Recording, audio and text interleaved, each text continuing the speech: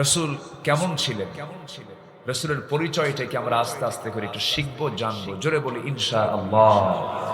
আমার নবীজি সাইয়েদনা আলীকে রেখে রাতের আধারে কি পরিমাণ ধৈর্য আল্লাহ পাক তাকে দান করেছেন।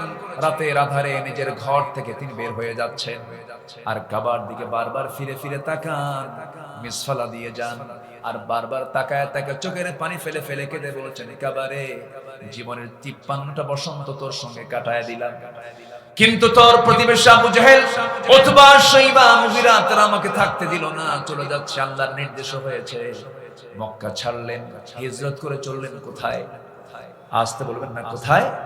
আরো জোরে বলেন, কোথায়? মদিনায় চলে গেলেন। আমার নবীজি আল্লাহ রাব্বুল আলামিন তাকে বলছেন, ফাসবির কামা সাবারা উলুল আজমি মিনার রুসুল ওয়ালা তাস্তাজিল লাহুম। আপনি তাড়াহুড়ো করার দরকার নাই, আপনি সবর ধরুন, ধৈর্য ধরুন, বিজয়টা আমি আল্লাহ আপনাকে দিয়ে দেব। আমার বন্ধুগণ, দাওয়াতি কাজ করতে গেলেও ধৈর্যের দরকার আছে না নাই? আমার ভাইয়েরা, আমার বন্ধুগণ, 4 স্ত্রী একদিন আমার নবীর সামনে বসা, 4 স্ত্রী বলে ফেলতেছেন, হুজুর আপনি সত্যি করে বলুন তো, আমাদের মধ্যে গন্ডগোল লাগছে, আপনি আমাদের 4 জনের মধ্যে কাকে সবচেয়ে বেশি ভালোবাসেন? আমার রাসূল বলছেন, ও আমার স্ত্রীরা, এই জবাবটা আমি এখন দেব না, কালকে সকালবেলা দেব, যাও। পাঠায় দিলেন। সন্ধ্যা হতে না হতে আমার নবীজি 2টা করে খেজুর তিনি ভাগ করলেন, 8টা খেজুর হাতের মধ্যে নিলেন। 2টা খেজুর প্রথমে আম্মা জান আয়েশার ঘরে গিয়ে ডাক দিয়ে বলছে, ওরে আয়েশা, আমি তোমাকে দারুণ ভালোবাসি, আই লাভ ইউ, আহিব্বুক, আমি তোমাকে দারুণ ভালোবাসি। বউকে আই লাভ ইউ বলা জায়েজ না না জায়েজ? নিজের বউ না পরের বউ? এটা যেন মনে থাকে। বসে বসে আমার নবীজি বললেন, 2টা খেজুর দিয়ে গেলাম এবং জানিয়ে দিলাম, আমার আয়েশা, আমি তোমাকে দারুণ ভালোবাসি, তবে তোমাকে যে মোহাব্বত করি এই কথাটা যেন কাউকে না জানানো হয়। 2টা খেজুর দিয়ে গেছে, এই তথ্য যেন গোপন থাকে। দ্বিতীয় স্ত্রী ঘরে গিয়ে কি কথা বললেন, তৃতীয় স্ত্রীর ঘরে গিয়ে কি কথা বললেন, চতুর্থ স্ত্রীর ঘরে গিয়ে 2টা খেজুর দিয়ে বললেন, এই 2টা খেজুর যে তোমাকে দিয়ে গেলাম এই কথা যেন কেউ না জানে।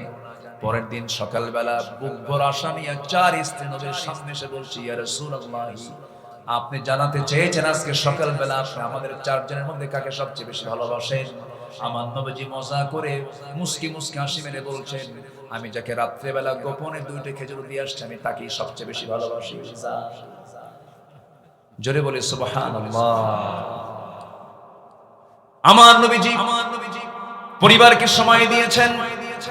ওয়াসআল বাইত আমসিক আলাইকা লিসানাক ওয়ালিসাকা বাইতাক ওয়াবিকি আলা খাতিআতিক মান নাজাহ ইয়া রাসূলুল্লাহ। আমি নাজাত পাবো কেমনে? 3টা কাজ করো। জিহ্বাকে কন্ট্রোল করো, বাড়িকে বড় বানায় ফেলো, বাড়িকে সময় দাও। ওয়াবিকি আলা খাতিআতিক, তোমার পাপের জন্য চোখের পানি ফেলে ফেলে কাঁদো, নাজাত পেয়ে যাবে। পরিবারকে সময় দেওয়ার দরকার আছে না নাই? আস্তে এক ফাতিমা নামে মহিলা চুরি করে ধরা পড়েছে, উচ্চ বংশীয় সেই সমাজের। নবীর কাছে রিপোর্ট আসলে রাসূল বললেন, কোনো কথা নাই, হাত কাট। ওয়াসসারিকাতু ওয়াসসারিকু ওয়াসসারিকাতু ফাকতাউ আইদিয়াহুমা, কোনো কথা নেই, চোর চুন্নি হাত কাটো। হাত কাটার অর্ডার হয়ে গেছে। ওমরে ফারুককে ম্যানেজ করে ওই বংশের লোকেরা বলছে, ওমর তোমার কথা রাসূল বুঝে শুনবেন, তুমি একটু যাও তো, দেখো তো সুপারিশ করা যায় কিনা। আমার রাসূল সামনে বসা, ওমরে ফারুক সামনে গিয়ে বলছেন, ইয়া রাসূলুল্লাহ, দেখুন তো একটু কিছু করা যায় নাকি। সম্ভ্রান্ত পরিবারের মেয়ে চুরি করে ধরা পড়েছে, হাত কাটলে তো মান সম্মান চলে যায়। আমার নবীর চেহারা রক্তিম হয়ে গেল, লাল লাল বর্ণ হয়ে গেল, চক্ষু লাল হয়ে গেছে। রাসূল বলছেন, ওমর তোমার দারাজ কণ্ঠ গেল কোথায়? আজকে যদি ওই ফাতিমা না হয়ে, ওই উচ্চ বংশী আর কথা তুমি বলছো, ওই ফাতিমা না হয়ে যদি আমার ফাতিমা বিনতে মুহাম্মদ যদি চুরি করে ধরা পড়তো, আমি রাসূল নিজ হাতে সবার চোখের সামনে আমি নিজে হাত কেটে দিতাম। মাফ করে দাও, মাফ করে দাও মাওলা তোমার রহমান নাম নিয়ে, মাফ করে দাও মাওলা তোমার রহমান নাম নিয়ে। কবুল করো নাও গো দয়াল, কবুল করে নাও গো দয়াল, এই গুনাহগার বান্দারে মাফ করে দাও। যত গুনাহ করি মাওলা গোপনে, সকল গুনাহ মাফ করে দাও নিজ গুণে। তুমি যদি দাও তাড়ি যাব কার কাছে, তুমি ছাড়া মালিক আমার আর কি কেহ আছে। রহিম তুমি দয়ার সাগর, কবুল করো আমারে, মাফ করে দাও, মাফ করে দাও মাওলা তোমার রহমান নাম নিয়ে। তোমার হুকুম ছাড়া কেহ লড়ে না, তোমার আদেশ ছাড়া কেহ বাঁচে না। ঠিক কিনা? তার হুকুম ছাড়া কেউ বাঁচে? কেউ লড়তে পারে? তোমার হুকুম ছাড়া কেহ লড়ে না, তোমার আদেশ ছাড়া কেহ বাঁচে না। যে পথেতে চললে আল্লাহ পাইব তোমায়, সেই পথেতে চালাও আল্লাহ আমি অসহায়। তোমার পথে আমার জীবন, তোমার পথে আমার জীবন, কবুল করো সাদরে, মাফ করে দাও, মাফ করে দাও মাওলা তোমার রহমান নাম নিয়ে। কবুল করে নাও গো দয়াল, কবুল করে নাও গো দয়াল, এই গুনাহগার বান্দারে মাফ করে দাও। চ্যানেলটি সাবস্ক্রাইব করে আমাদের সঙ্গেই থাকুন। আউযু বিল্লাহি মিনাশ শাইতানির রাজীম। বিসমিল্লাহির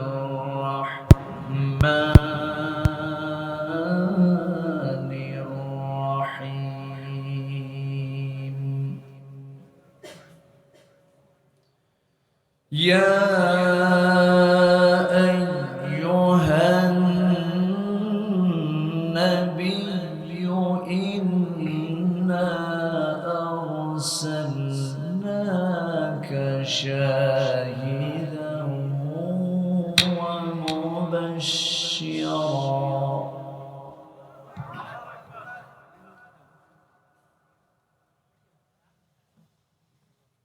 شاهدا ومبشرا ونذيرا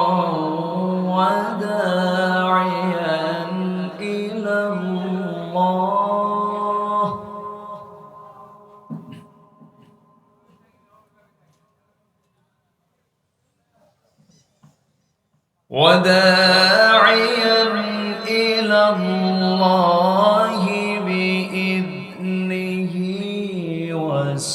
وسراجا منيرا.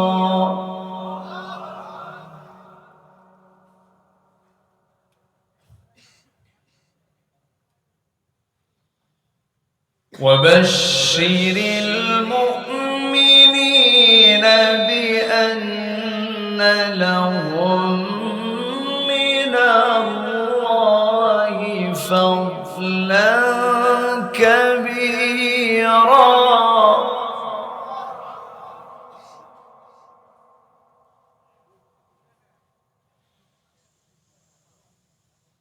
ولا تطع الكافرين والمنافقين ودع أذاهم وتوكل على الله.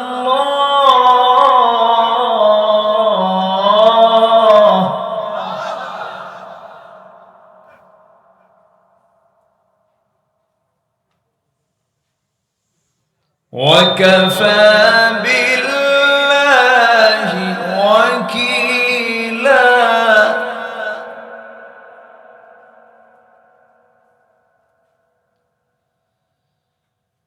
وتوكل على الله وكفى بالله وكيلا.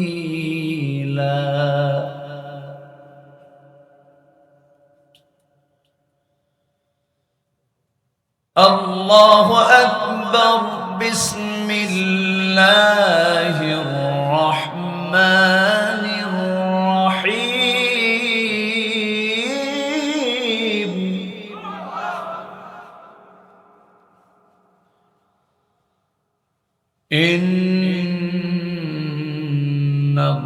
ইন্নাল্লাহা ওয়া মালাইকাতাহু ইউসাল্লুনা আলান নবী।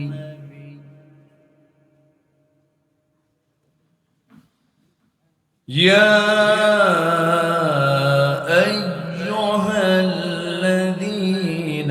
আমানু সাল্লু আলাইহি ওয়া সাল্লিমু তাসলিমা।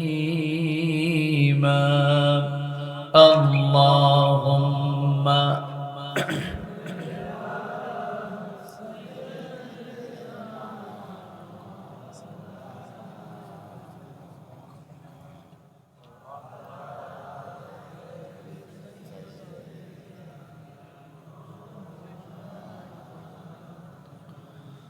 একটু মোহাম্মত দিয়ে নবীর প্রেমে মাতোয়ারা হয়ে জবান খুলে আওয়াজ দিয়ে জোরালো কণ্ঠে সবাই বলুন আল্লাহুম্মা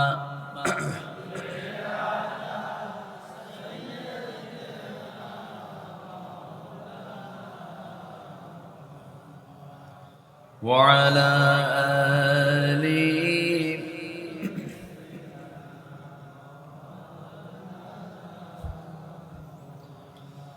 আমি কোরআনের সুর মাঝে শুনেছি যে নাম, আজানের সুর মাঝেও শুনেছি সে নাম।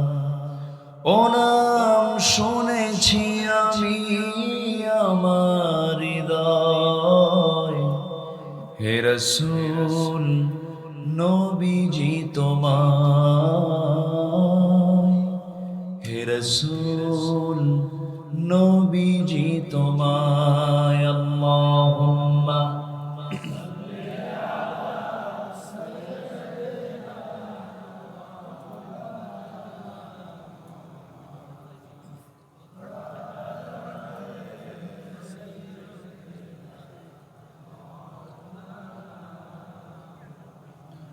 সবাই বলুন বালাগাল উলা বিকামালিহি কাশাফাত তুজা বিজামালিহি হাসুনাত জামিউ খিসালিহি।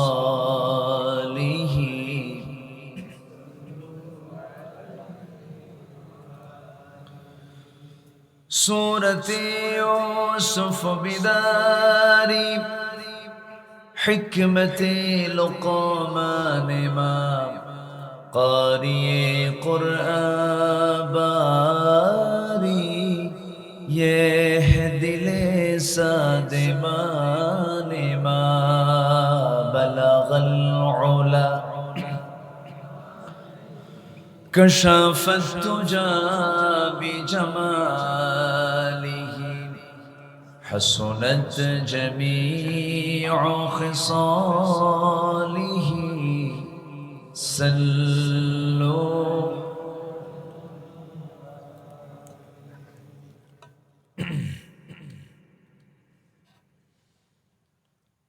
যমুনার তীরবর্তী অঞ্চল, প্রাকৃতিক সৌন্দর্যের অপরূপ লীলাভূমি সিরাজগঞ্জের বেলকুচি উপজেলার কোনাবাড়ি ফরকানিয়া হাফিজিয়া মাদ্রাসা মাহফিল ইন্তেজামিয়া কমিটি কর্তৃক আয়োজিত ৬৬তম তাফসীরুল কুরআন মাহফিল ২০২৪ ১৩ই অক্টোবরে অনুষ্ঠিত আজকের এই মহৎ আয়োজনের সম্মানিত সুযোগ্য সভাপতি, বিশিষ্ট সমাজসেবক, অত্র প্রতিষ্ঠানের সম্মানিত সভাপতি, জনাব শাহ আলম সরকার মোহরি সাহেব, প্রধান অতিথি জনাব আব্দুল আলিম সরকার, আজকের মাহফিলের বরেণ্য অতিথিবৃন্দ, বিশেষ করে মঞ্চ উপবিষ্ট আছেন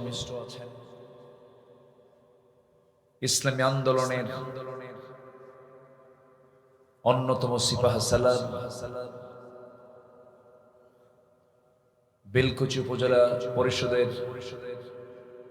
সফল সাবেক চেয়ারম্যান মহোদয়, আমার শ্রদ্ধাভাজন মুহতারামে মুকাররমি অধ্যক্ষ আলী আলম সাহেব,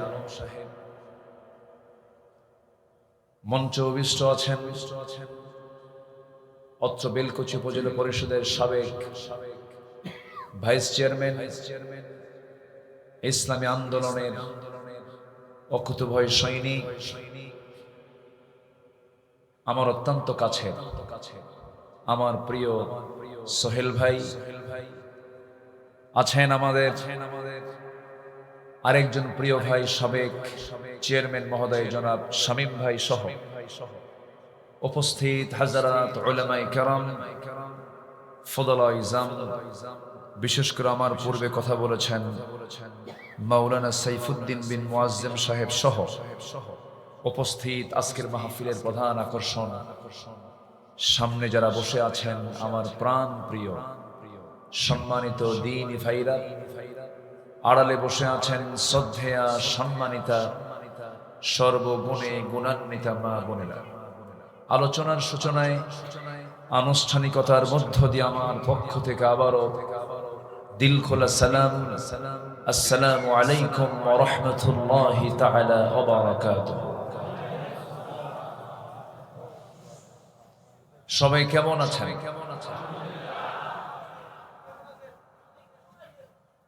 আমাকে প্রশ্ন করলেন যে আল্লাহ তাআলা তো আমাকে আপনার মতোই রেখেছেন, তবে 5 অগাস্টের পর থেকে একটু স্বস্তির নিঃশ্বাস সহ একটু ভালো আছে। বলি আলহামদুলিল্লাহ। অসম্ভবকে সম্ভব করতে পারেন এমন যোগ্যতা কার হতে পারে? বলেন বলেন, কার হতে পারে? কেবল সরকার তারা সেটআপ দিয়েছে, সবে তারা তাদের পছন্দ মতো প্রহসনের নির্বাচন সম্পূর্ণ করে তারা ক্ষমতার মসনদে বসেছে, ভাবতেই পারে নাই এমনটা কিছু হবে। এটা একমাত্র করতে পারেন তিনি কে বলুন তো? আসতে পারেন তিনি কে বলুন তো? আল্লাহ। সেই মহান রবের শানে বলছি আলহামদুলিল্লাহ। চিৎকার মেরে বলছি আল্লাহুম্মা ইন্নী আসআলুকা আল হুদা ওয়াত তুকা ওয়াল আফাফা ওয়াল গিনা। সবাই একযোগে বলি আল্লাহুম্মা আইন্নি আলা যিকরিকা ওয়া শুকরিকা ওয়া হুসনি ইবাদাতিকা। আমরা আল্লাহ তাআলা শুকর আদায় করে নিব। আমার পূর্বে যিনি কথা বলেছেন বয়োবৃদ্ধ এখন হয়ে গেছেন, আমি তাকে এক সময় আরো খুব মজবুত দেখেছি, কিন্তু উনি কথা বলার মাঝেই তিনি বলে ফেললেন আমি যেন আমার সেই তারুণ্যকে আবার ফিরে পেয়েছি 5 অগাস্টের পর থেকে। আলহামদুলিল্লাহ। মানুষের মনোবল হচ্ছে সবচেয়ে বড় বল। ওনার বক্তৃতার আমি খুব ভক্ত। সাহিত্য দিয়ে, সাহিত্যের রস সমৃদ্ধ কথা খুব কম লোকের মুখ থেকেই পাওয়া যায়। মনে হচ্ছিল যে উনি আরো একটু কথা বললে আমার একটা স্বাদ আসতো, আরো তৃপ্তি হতো, আরো মজা লাগতো। রাতও বেশি হয়ে গেছে।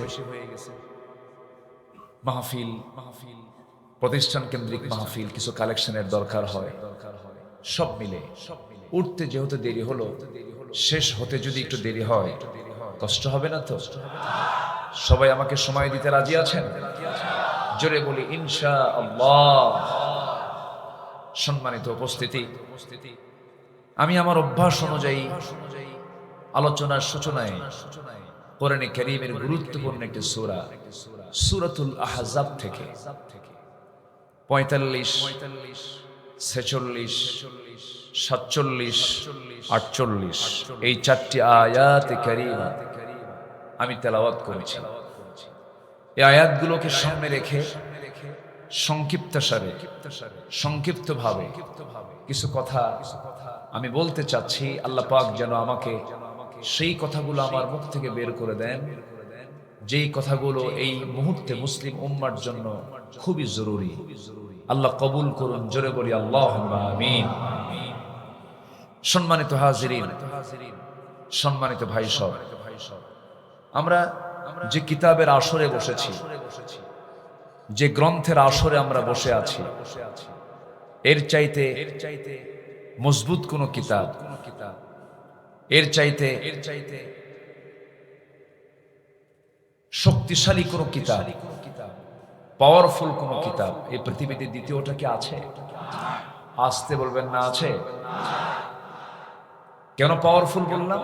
কোরআন শুধু গতানুগতিক ভাবে শুধু ধর্মীয় গ্রন্থ নয়, এটি একটা আইনের কিতাব, আইন এবং প্রশাসনের এক চলন্ত বিশ্বকোষ। বলি আলহামদুলিল্লাহ। সম্মানিত উপস্থিতি, এই কিতাবটা এমন একটা কিতাব, আপনার প্রশ্ন জমা করে সব প্রশ্ন আপনি কোরআনকে করুন, আপনার প্রশ্ন ফুরিয়ে যাবে, কোরআন তার জবাব দেবে, তার কোনো ক্লান্তি আসবে না।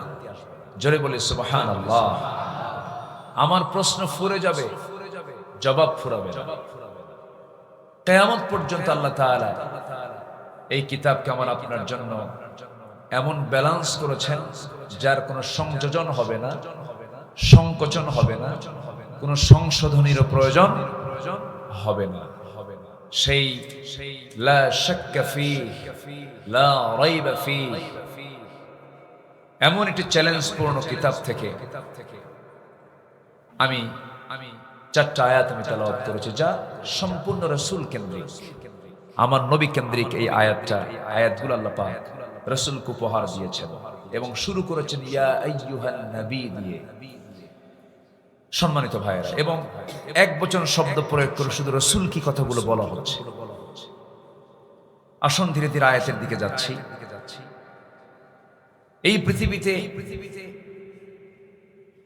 যত মানুষ এসেছে এবং আসবে, এর মধ্যে সবার সেরা, সর্বশ্রেষ্ঠ মানুষ তিনি আমার নবী মুহাম্মদুর রাসূলুল্লাহ। মুহাম্মদুর রাসূলুল্লাহ সেই নবী বেঁচেছেন খুবই অল্প সময়, 63 বছর 9 ঘন্টা দুনিয়া থেকে বিদায় নিয়েছেন। তার গোটা জীবনটা ছিল বিফল না মহাসফল? বলেন, বিফল না মহাসফল? এই সফলতার পেছনে মূল যে কারণ ছিল, মূল কারণটা কি বলুন তো? আসতে বলবেন না, মূল কারণটা কি? সেই কিতাবটা এখন আর ওই কিতাব নাই নাকি? ওই কিতাবই আছে, আমাদের সামনেই আছে। আমরা যেটা নিয়ে বসে আছি এই কিতাব সেই কিতাবই, যে কিতাব দিয়ে রাসূল হয়েছেন মহা সফল। কিন্তু দুঃখজনক হলো সত্য, আমার দেশের কিছু মুসলিম, আমার দেশের কিছু হাজি, আমার দেশের কিছু নামাজি, আমার দেশের কিছু দানবীর, আমার দেশের কিছু ইসলাম দরদি ব্যক্তি, তারা কোরআনকে মানতে চান শুধু ধর্মীয় কিতাব হিসাবে, কিন্তু কোরআন যে রাষ্ট্র চালাতে পারে, কোরআন দিয়ে যে সংসদ ভবন চলতে পারে, কোরআন দিয়ে যে সচিবালয় চলতে পারে, এটা তারা মানতে চান না। আছে না নাই? আসতে বলবেন না, আছে না নাই? ঠিক তেমনি ভাবে আমার রাসূলকে তারা ধর্মীয় নেতা হিসেবে মানতে চান, নবীজির সুন্নাত দাড়ি রাখতে চান, নবীজির সুন্নাহ মাথার টুপি রাখতে চান, লম্বা কাপড় পরতে রাজি আছেন। এরপরে দুপুর পরে কাইলুলাকে তারা মানেন, ফলো করেন। মিষ্টি খাওয়া সুন্নত মানেন, মিসওয়াক করা সুন্নত মানেন। কিন্তু রাসূল যে সফল একজন রাষ্ট্রনেতা, তিনি যে রাষ্ট্রের প্রধান দায়িত্ব পালন করেছেন, আমার রাসূল যে একজন বিচারপতি, তিনি যে একজন সফল বিচারক ছিলেন, রাসূলকে রাষ্ট্রনায়ক হিসাবে মানতে চান না। এরকম কিছু মহল, এমন কিছু মুসলিম নামধারী কিছু মানুষ আমার দেশে আছে না নাই? আসতে বলবেন না, আছে না নাই? রাসূলকে এক জায়গায় মানলাম, কোরআনকে এক জায়গায় মানলাম, আরেক জায়গায় মানলাম না।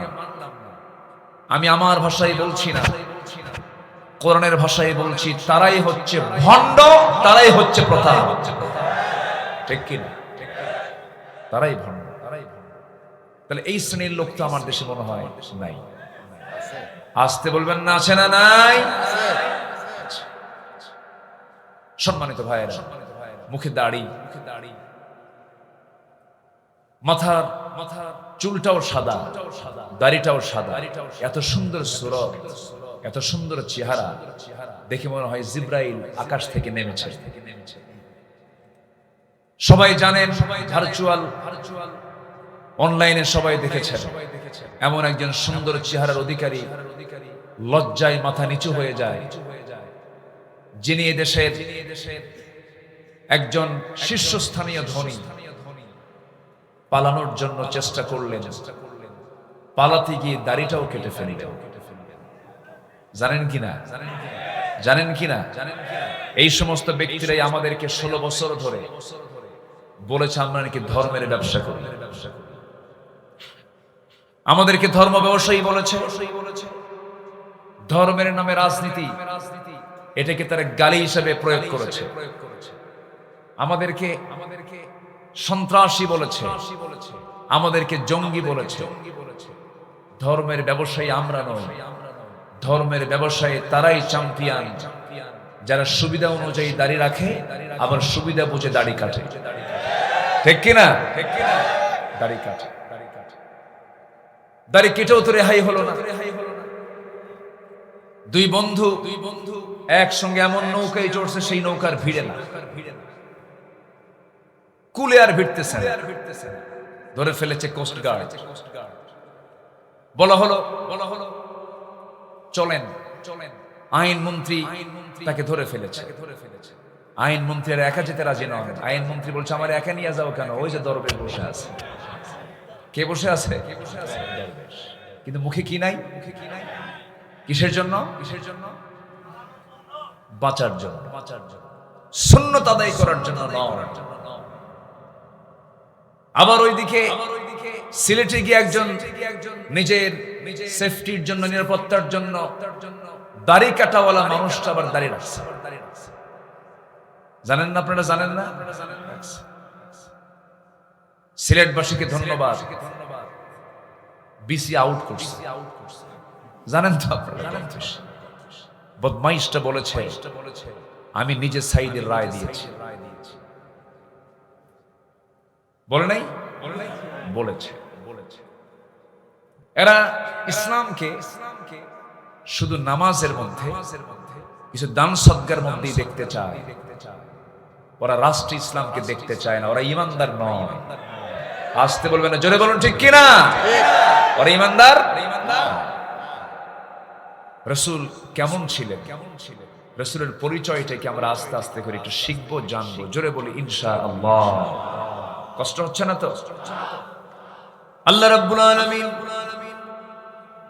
রাসূলের পরিচয় দিতে নিয়ে সুন্দর করে, সুন্দর সম্বোধন শব্দ প্রয়োগ করে বলছেন, ইয়া আইয়ুহান নাবিয়্যু ইন্না আরসালনাকা শাহিদান ওয়া মুবাশশিরান ওয়া নাযীরান ওয়া দা'iয়ান ইলাল্লাহি বিইذনিহি ওয়া সিরাজান মুনীরা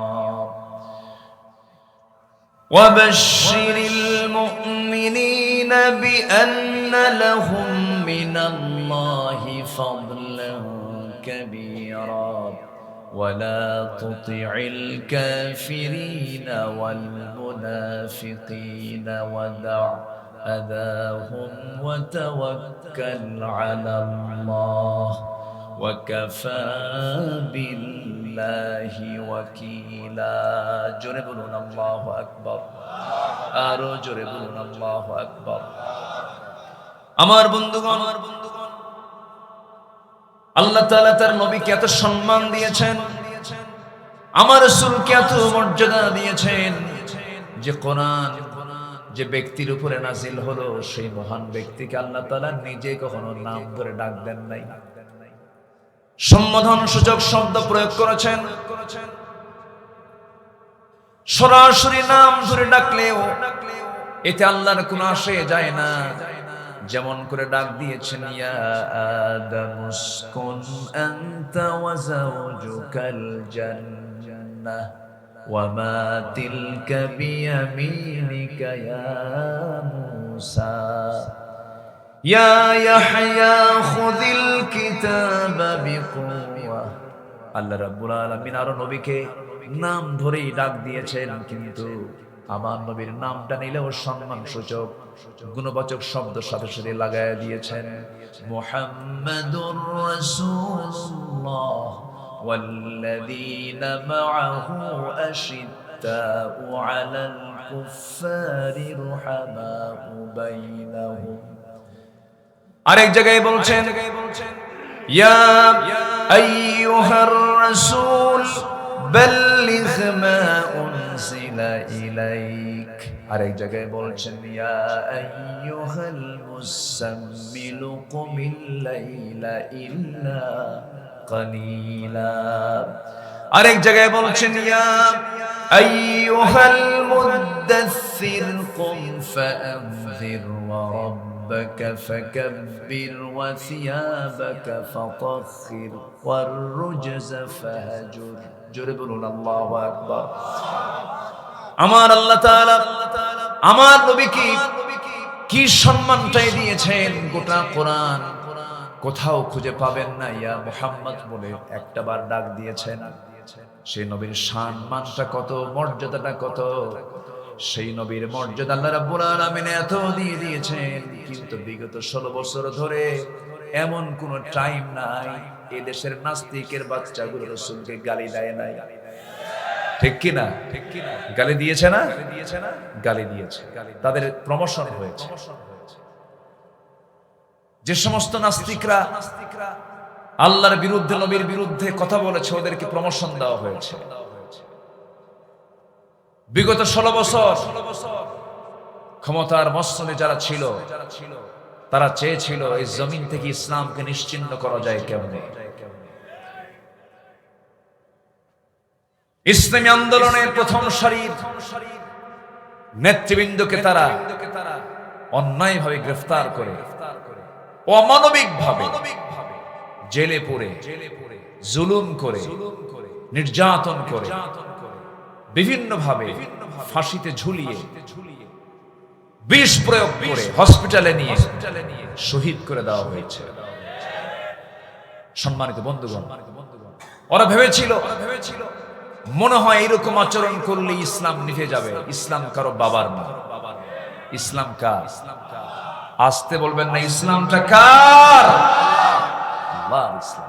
ইন্নাদ-দীনা ইনদাল্লাহিল ইসলাম। ইসলাম কারো বাবার না। আমার দেশে তো বাবার রাজনীতি করে অনেকে, কারো বাবার দেশ, কারো স্বামীর দেশ। কেউ স্বামী নিয়ে ব্যস্ত, কেউ বাবা নিয়ে ব্যস্ত। কারো স্বামীর দেশ, কারো বাবার দেশ, মাঝখান দিয়ে আমরা শেষ।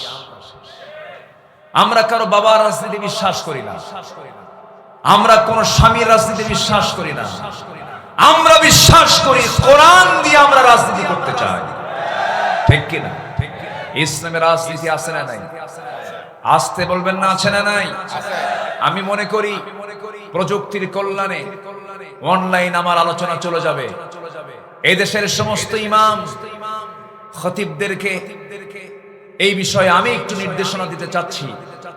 আমার এই নগণ্য এলেম কালাম তেমন নেই। যতটুকু বুঝতে পেরেছি আমি, 4.5 লক্ষ মসজিদকে এখন বড় কার্যালয় মনে করতে হবে। জুমার খুতবায় প্রকৃত হক কথা, বস্তুনিষ্ঠ কথা মুসল্লির সামনে উপস্থাপন করতে হবে। ইসলামের সবচাইতে বড় কার্যালয় হলো সব মসজিদগুলোকে আবাদ করতে হবে। হক কথা বলার জন্য চুল পরিমাণ পিছপা হওয়া যাবে না, নচেত মুনাফিকের কাতারে যেতে হবে। সম্মানিত ভাইরা, মসজিদ কমিটিও তারা দখল করেছিল। ওরা যায় নাই কোথায়? ওরা দালালি করে নাই কোথায়? ওরা ফকিরের কাছ থেকেও সাদাবাজি করে। কি করে নাই তারা? এমন সংসার রেখে গেছে 18 লক্ষ কোটি টাকা দেশের ঋণ। সেই ঋণের জর্জরিত সেই সংসার থেকে ওরাই নিজেরা আবার 11 লক্ষ কোটি টাকা দেশ থেকে পাচার করেছে। দেশপ্রেম ওদের মুখে মানায় না। ওরাই হচ্ছে দেশের সবচাইতে বড় শত্রু, বড় শত্রু, বড় শত্রু। সম্মানিত ভাই, সম্মানিত বন্ধুগণ, উঠতে একটু দেরি হয়ে গেছে, আমি বুঝতেছি আপনাদের কষ্ট হচ্ছে। অসুবিধা নাই তো? আমাকে সময় দিচ্ছেন তো? খুব বেশি সময় আমি নেব না, অল্প সময়ের মধ্যে আমি শেষ করার চেষ্টা করছি। জোরে বলি ইনশাআল্লাহ। সম্মানিত ভাই, সম্মানিত বন্ধুগণ, আমি গত বছর কাতার গিয়েছিলাম। সেখানে একটা গাছ, একটা সবুজ গাছ, সবুজ দেখার জন্য একটা গাছের পেছনে লক্ষ লক্ষ কোটি কোটি টাকা তারা খরচ করে। একটা গাছ তারা তাজা রাখতে পারে না, গাছ নাই। মিডল ইস্টের যে দেশগুলোকে আমরা দেখি ধনকুব বলি, আমরা ধনী রাষ্ট্র বলি, আল্লাহ তাদেরকে একটু ঢেলে দিয়েছেন, তেল দিয়েছেন। তেল ছাড়া প্রাকৃতিক সম্পদ আমার দেশে যা আছে পৃথিবীর অনেক দেশই তা নাই। বলি আলহামদুলিল্লাহ। যেন নববধূর মতো সাজানো এক সুন্দর একটি প্রাকৃতিক নৈসর্গিক সৌন্দর্যের এক বিশাল মানে সৌন্দর্যের এক অপরূপ লীলাভূমি হচ্ছে আমার দেশ, সোনার বাংলাদেশ। বলি আলহামদুলিল্লাহ। বান্দরবান গেলে মনে হয় শুধু পাহাড় আর পাহাড়। আবার দেশের উত্তরাঞ্চলে যখন চলে যাবেন তখন মনে হয় দেশে কোনো পাহাড়ই নাই। আবার যখন সামুদ্রিক এরিয়াতে যাবেন শুধু সমুদ্র আর সমুদ্র। আবার বরিশালের দিকে যখন যাবেন শুধু ধান নদী খাল, এই তিনে বরিশাল।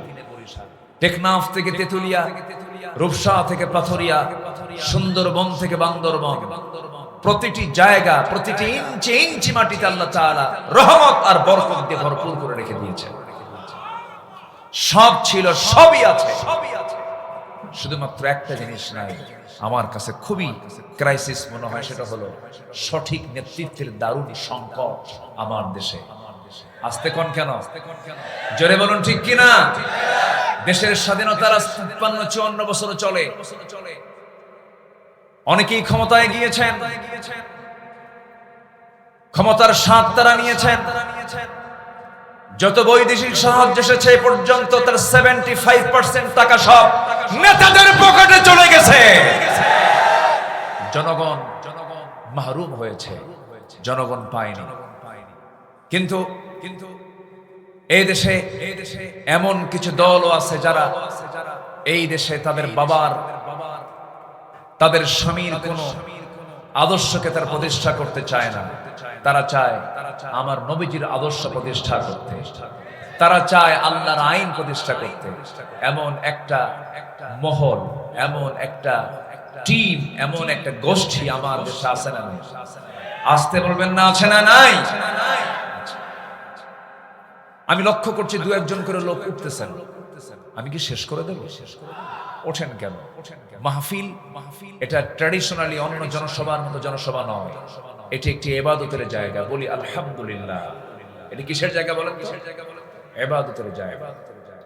আপনি যদি বিনা কারণে উঠে যান আর ফেরেশতা যদি এটাকে মার্কিং করে এবং শৃঙ্খলা ভঙ্গের আওতায় যদি নিয়ে আসে, আর যদি মামলা হয় জামিন হবে না কিন্তু আসতে ঠিক কোন কেন আরো জোরে বলেন তাহলে মামলা খাবেন তাহলে একটু বসেন কোরআন নিয়ে আমরা বসেছি বলি আলহামদুলিল্লাহ।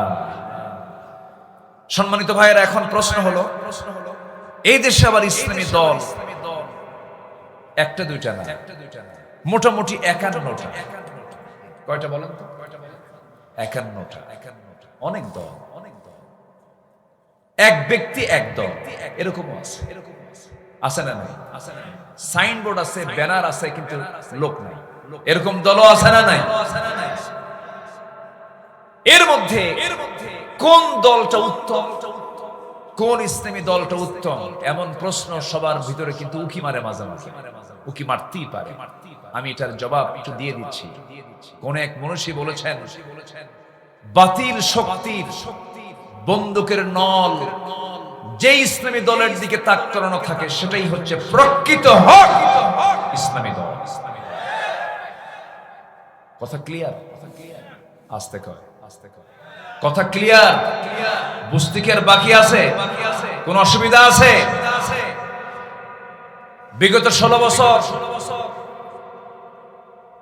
অনেক টুপিওয়ালা, দাড়িওয়ালা, বুখারীর উস্তাদ, অনেক বড় বড় মাদ্রাসার মুহতামিম, অনেক বড় বড় ইসলামী দলের নেতা বিগত 16 বছর তারা সরকারের সর্বোচ্চ সুযোগ সুবিধা গ্রহণ করেছেন এবং গণজাগরণ মঞ্চে গিয়ে এমন একটা আলেম বলেছেন যে আমি আমার জীবনের শ্রেষ্ঠ কাজ করতে পেরেছি আজকের গণজাগরণ মঞ্চে আসতে পেরে।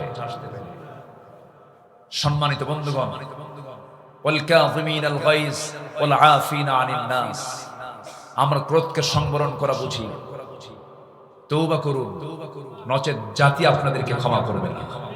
ঠিক কি না?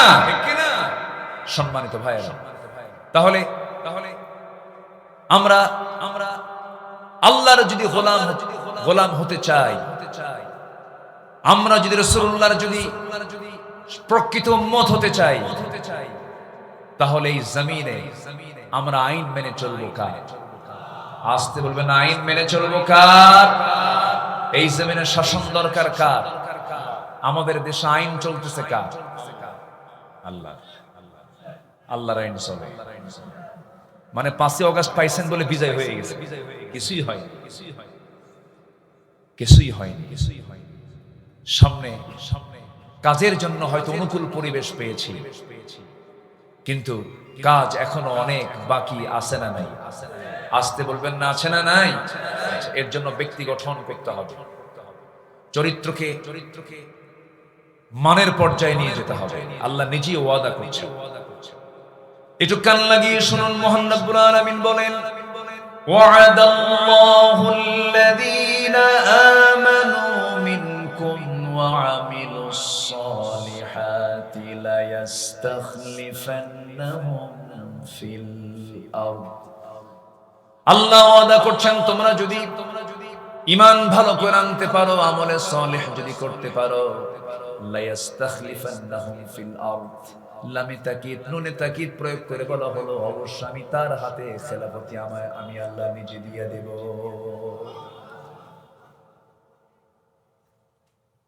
আমার বন্ধুগণ, ওই বিষয়টা যখন আমার মাথায় আসে, দুঃখে বুকটা ফেটে যায়। 18 কোটি মানুষ আমার দেশে, একটা প্রশ্ন করব, আমার দেশে নামাজি বেশি না মুসলমান বেশি? প্রশ্ন কিন্তু খুব ক্রিটিক্যাল। এই যে আঙ্কেল মুরব্বী বললে তো বিপদ। এখন তো যে কোনো কথা এবার ভাইরাল হয়ে যায়। জি, একটু বসেন।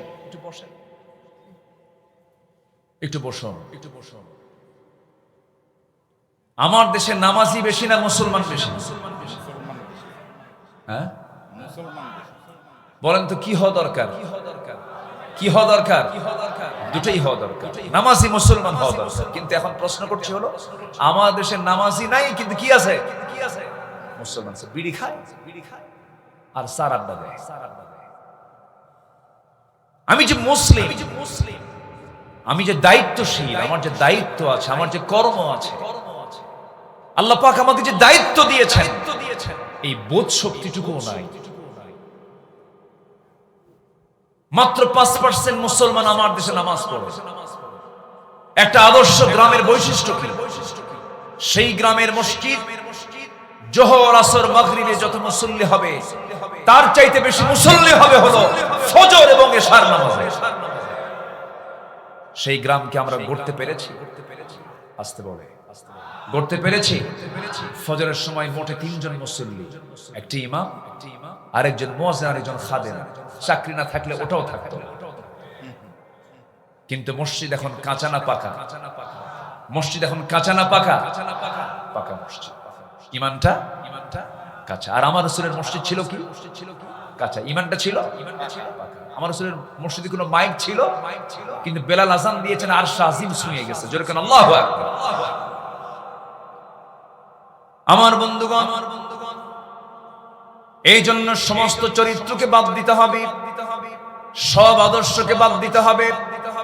ন্যাশনালিজম, ক্যাপিটালিজম, সোশিয়ালিজম, কমিউনিজম, জাতীয়তাবাদ, ধর্মনিরপেক্ষ মতবাদ, পুঁজিবাদ, 70 থেকে 80টি মানবরচিত মতবাদ আছে। সব মতবাদের মুখে থুতু মেরে ওটাকে প্রত্যাখ্যান করে একটি আদর্শ লালন করতে হবে, একটি বিধানকে মানতে হবে, এক আদর্শের দিকে আসতে হবে। সূরা আহজাবের 21 নম্বর আয়াত আল্লাহ রাব্বুল আলামিন বলেন, লাকাদ কানা লাকুম ফি রাসূলিল্লাহি উসওয়াতুন হাসানাহ লিমান কানা ইয়ারজুল্লাহা ওয়াল ইয়াওমাল আখির ওয়া যাকারাল্লাহা কাসীরা।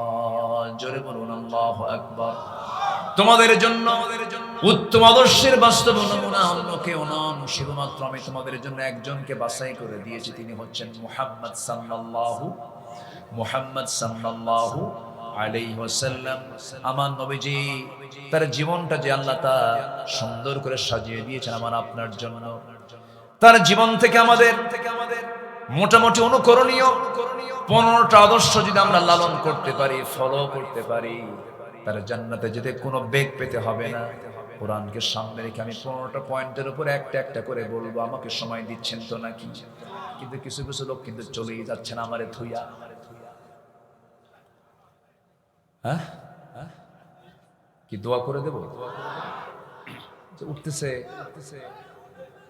আসেন তো, যে উঠতে নেবে তারে ধরবেন, চলতে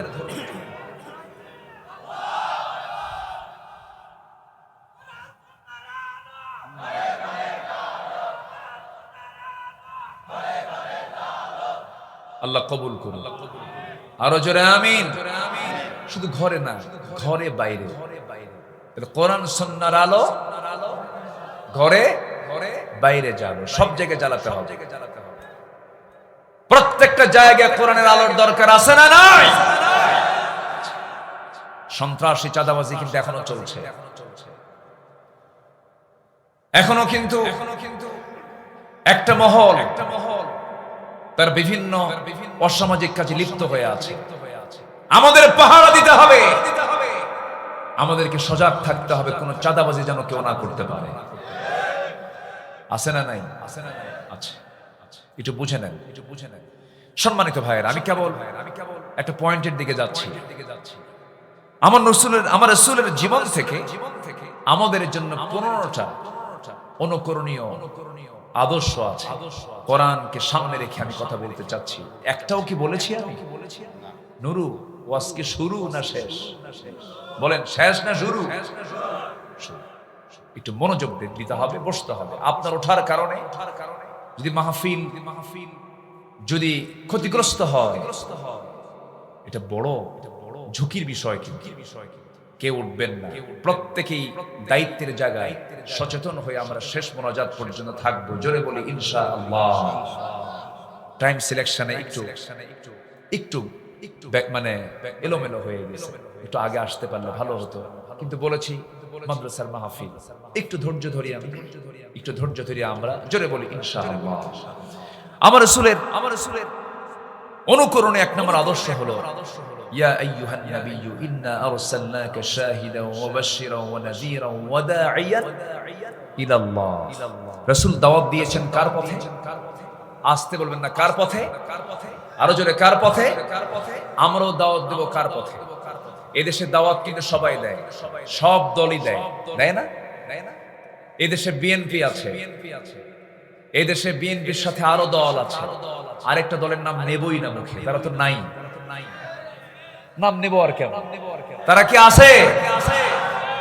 ওরা বলে আমরা রাজাকার। এদেশের কোন রাজাকার পাকিস্তান যায় নাই, ভারতীয় রাজাকাররা সব ভারতে গিয়ে জমা হয়েছে। সম্মানিত ভাইয়েরা, কত কি বলেছে তারা, কিছু হইলেই এটা ট্যাগ লাগায় দিত। স্বামী স্ত্রীর মধ্যে দ্বন্দ্ব, এখানে জামাতের নাশকতা আছে। কি করেনি ওরা? ষড়যন্ত্র আছে জামাত ইসলামী, প্রত্যেকটা জায়গায় শুধু জামাত শিবির, জামাত শিবির, জামাত শিবির, বাস নাম নিতে নিতে আল্লাহ তাআলা এমন একটা পর্যায়ে, এমন একটি লেভেলে এই দলকে নিয়ে এসেছে, এদেশের মানুষ এখন সত্যকে বোঝা শুরু করেছে, ঠিক কি না বলেন? সম্মানিত ভাইয়েরা, সম্মানিত বন্ধুগণ, আলেমরা নাকি পালায়। কোথায়? আলেমরা তো পালায় নাই। আলেমরা ছিল, আছে, থাকবে তারা যদি কোরআনের আদর্শ নিয়ে তারা যদি চলে, ঠিক কিনা বলেন? আলেমরা পালায়, আলেমরা পালায়। 2009 সাল আমার জীবনের প্রথম হজের সফর, সেই বছরে আল্লামা সাইদ রাহিমাহুল্লাহ জীবনের শেষ হজের সফর। উনি রয়্যাল গেস্ট হয়ে হজে গেলেন। ওনার বড় ছেলে, মেজর ছেলে শামীম বিন সাইদি হাফিজাহুল্লাহ, একসঙ্গে আমরা মিনায় ছিলাম। সেই সময় আল্লামা সাইদিকে বলা হলো, মুহতারাম, দেশে ট্রাইব্যুনাল গঠন হচ্ছে, মামলা প্রস্তুত হচ্ছে, মনে হয় আপনার এই দেশে থেকে যাওয়াই ভালো হবে, আপনার না যাওয়াটাই মনে হয় উত্তম মনে হচ্ছে। উনি একখান মুস্কি হাসি মেরে বললেন, আমার দেশ, আমার জনগণ, আমার দলের কর্মী মানবতার জীবন যাপন করবে, জেল খাটবে, আর আমি বিদেশে আরামে বসে থাকবো? এই কথা বলি মুস্কি একখান হাসি মেরে, না, সাইদির চরিত্র এমন হওয়া উচিত নয়, আমি দেশের মাটিতেই চলে যাব। উনি এসেছেন, জেলে ঢুকেছেন, তার শেষ বক্তব্য ছিল কান্না না হাসি। তিনি কথা বলেননি, কিন্তু তার শেষ ভাষা ছিল কি? বলেন, শেষ ভাষা ছিল কি? তিনি কি অসন্তুষ্ট ছিলেন জেলখানায় থেকে? চোর অসন্তুষ্ট হয়, ডাকাত অসন্তুষ্ট হয়, সন্ত্রাসী অসন্তুষ্ট হয়, আল্লাহর যারা পছন্দের গোলাম, জেলখানা তাদের প্রিয় জায়গা। আল্লাহু আকবার বলেন। সম্মানিত ভাইয়েরা, সর্বশেষ 14 আগস্টে, 13 আগস্ট কাশিমপুর জেলখানা থেকে তাকে ধরে এনে বলবো, চিকিৎসার নাম করে তাকে হসপিটালে রেখে, না তার নিজ পরিবার পরিজনের সঙ্গে সাক্ষাতের কোন সুযোগ না দিয়ে, সম্পূর্ণ ষড়যন্ত্র করে একটা সুস্থ মানুষকে, নিরোগ মানুষকে পয়জনিং করে হত্যা করা হয়েছে, ঠিক কিনা? হত্যা করা হয়েছে। তাফসীর মাহফিলের এই প্ল্যাটফর্ম থেকে আমি সুস্পষ্ট ভাষায় জানিয়ে দিতে চাই, যেই মেডিকেল টিম তার চিকিৎসার দায়িত্ব গ্রহণ করেছিল, অবিলম্বে তাদেরকে গ্রেফতার করে চূড়ান্ত শাস্তি দেওয়া হোক। এই মতের পক্ষে রাজি আছেন কারা কারা? হাত উঁচু করে দেখান মুসলমান।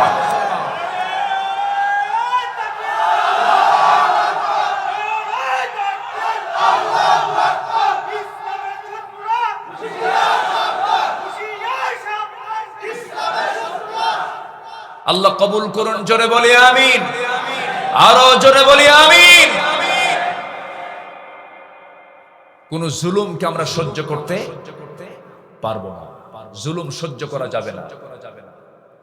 তারা যে অত্যাচার গুলো করেছে, যারা জালিম ছিল, জালিমের সঙ্গে কোনো আপোষ হতে পারে ওয়ালা তুতি'ল কাফিরিনা ওয়াল মুনাফিকিনা ওয়াদা' আযাহুম ওয়া তাওয়াক্কাল আলাল্লাহ ওয়া কাফা বিল্লাহি ওয়াকিলা। আল্লাহু আকবার। আমরা কাফেরের আনুগত্য করব না, মুনাফিকের আনুগত্য করব না। আমাদের বন্ধু কাফের নয়, আমাদের বন্ধু রাশিয়া নয়, আমেরিকা নয়, আমাদের বন্ধু ভারত নয়, আমাদের বন্ধু কে? তাদেরকে যারা বন্ধু বানিয়েছে মামুর বাড়ি দিল্লি গিয়ে পড়ছে, ঠিক কিনা বলে? আল্লামা সাইদি যে আল্লাহ ওয়ালা ছিলেন, আমি আমার কাছে মনে হয় এটা 100%। আপনার কাছে কি মনে হয় তা আমি জানি না। উনি আজ থেকে 20-25 বছর আগে বলেছিলেন দেশে এমন একটি সময় আসবে যে সময় পালানোর জন্য একটি ইঁদুরের গর্ত তারা খুঁজে পাবে না। পাইছে? কলার পাতায়। কোথায় শুয়েছিল? কলার পাতায়। সম্মানিত ভাইয়েরা, এর মানে আবার বুঝবেন না যে উনি গায়েব জানতেন না। ফালহামাহা ফুজুরাহা ওয়া তাকওয়াহা।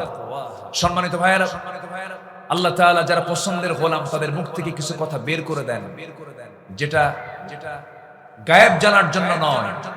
তারা গায়েব জানেন না, কিন্তু তাদের মুখ থেকে যে কথাটাই বের হয় সেটাই বাস্তব হয়ে যায়। আল্লাহু আকবার বলেন। সম্মানিত ভাইয়েরা, তাহলে 1 নম্বর হব আমরা দাঈ। আমরা দাওয়াত দেব কার পথে? আসতে বলবেন না, কার পথে? এখন দাওয়াত দেওয়ার জন্য প্রতিকূল পরিবেশ না অনুকূল পরিবেশ? মাহফিল করতে কি পারমিশন দিয়েছে? জান নাই থানায়? থানায় যান নাই? থানার লোকই আসছে, থানার লোকই ঘুরে এখন এনায়েতপুর। হ্যাঁ ঠিক আছে তো, বুঝাই দিলাম তো। এই দেশে একটা থানায় গোটা দেশের সব থানাকে জানান দিয়েছে সই হওয়া। সেটা কোথায়? তাহলে বেলকুচি এনায়েতপুরে আছে তো নাকি? আছে, আছে, আছে। বলি আলহামদুলিল্লাহ, জোরে বলি আলহামদুলিল্লাহ। সম্মানিত ভাইয়েরা, সম্মানিত বন্ধুগণ, এখন অনুকূল পরিবেশ পেয়েছে। 1 নম্বর কাজ রাসূলুল্লাহর কাজ, নবীর কাজ, দাওয়াত। বলেন তো কি? বলেন তো কি? এটা কি দুর্বল করে দেব না মজবুত করে দেব? যা কি পাবো সেখানে দাওয়াতি কাজ করব। এটা হচ্ছে 1 নম্বর কাজ আমার। আল্লাহ রাব্বুল আলামিন রাসূলকে বলছেন উদউ ইলা সাবিলি রাব্বিকা বিল হিকমাতি ওয়াল মাউইযাতিল হাসানাহ ওয়াজাদিলহুম বিল্লাতী হিয়া আহসান ইন্না রাব্বাকা হুয়া আ'লামু বিমান দাল্লা আন সাবিলিহি ওয়া হুয়া আ'লামু বিল মুহতাদিন। সূরা নাহল 125 ভার্স নাম্বার 125 নম্বর আয়াত।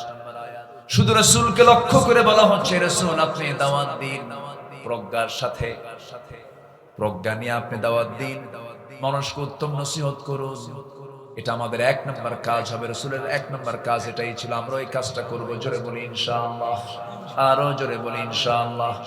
আমরা 15টা আদর্শ শিখে যাব। কয়টা আদর্শ বলেন? এর মধ্যে হলো কয় নাম্বার? আসতে বলবেন না, কয় নাম্বার? হাতের কড়াগুলো গুনবেন। 15টা আদর্শ আজকে শুনে শুনে যাবেন। অনেক লম্বা লম্বা কথা ছিল, একটু শর্ট করে বলছে, রাত তো গভীর হয়ে গেছে, কষ্ট হচ্ছে আপনাদের। নাম্বার 2 হলো আমার নবীর মধ্যে ভীরুতা ছিল না সাহসিকতা ছিল? বলেন, তিনি কি ভীরু ছিলেন না সাহসী ছিলেন? চরম সাহসী মানুষ ছিলেন। চুল পরিমাণ তার মধ্যে দিলে কখনো ভয় বাসা বাঁধে না। আমার নবীর জীবনে কত পরীক্ষা এসেছে, প্রত্যেকটা পরীক্ষায় তিনি ফেল না পাস। আসতে বলুন না, ফেল না পাস। জেল খেটেছেন, এমন জেল যে জেল পৃথিবীর কোনো মানুষ কোনোদিন খাটে নাই। এমন জেল ছিল আমার নবীজির। সিরাজগঞ্জের কারাগারে যান, গাজীপুর কারাগারে যান, ফ্যান পাবেন, লাইট পাবেন, ভিডিও পাবেন। কি পাবেন? ভিডিও পাবেন। হাইরে বিড়ি খায়, ওরে বাপরে বাপ। গেছিলাম একবার, তো এই পরিমাণ বিড়ি চলে ভিতরে, কল্পনাতে। আমি যখন প্রথম ঢুকি, এক মুরব্বীর বয়স প্রায় ৮৬ বছর, আমার দেখে লম্বা একখান সালাম দেখে, হুজুর খুব খুশি হয়েছে আপনি ভিতরে আসছেন দেখে। তো বললাম যে আপনি খুশি হলেন কেন চাচা?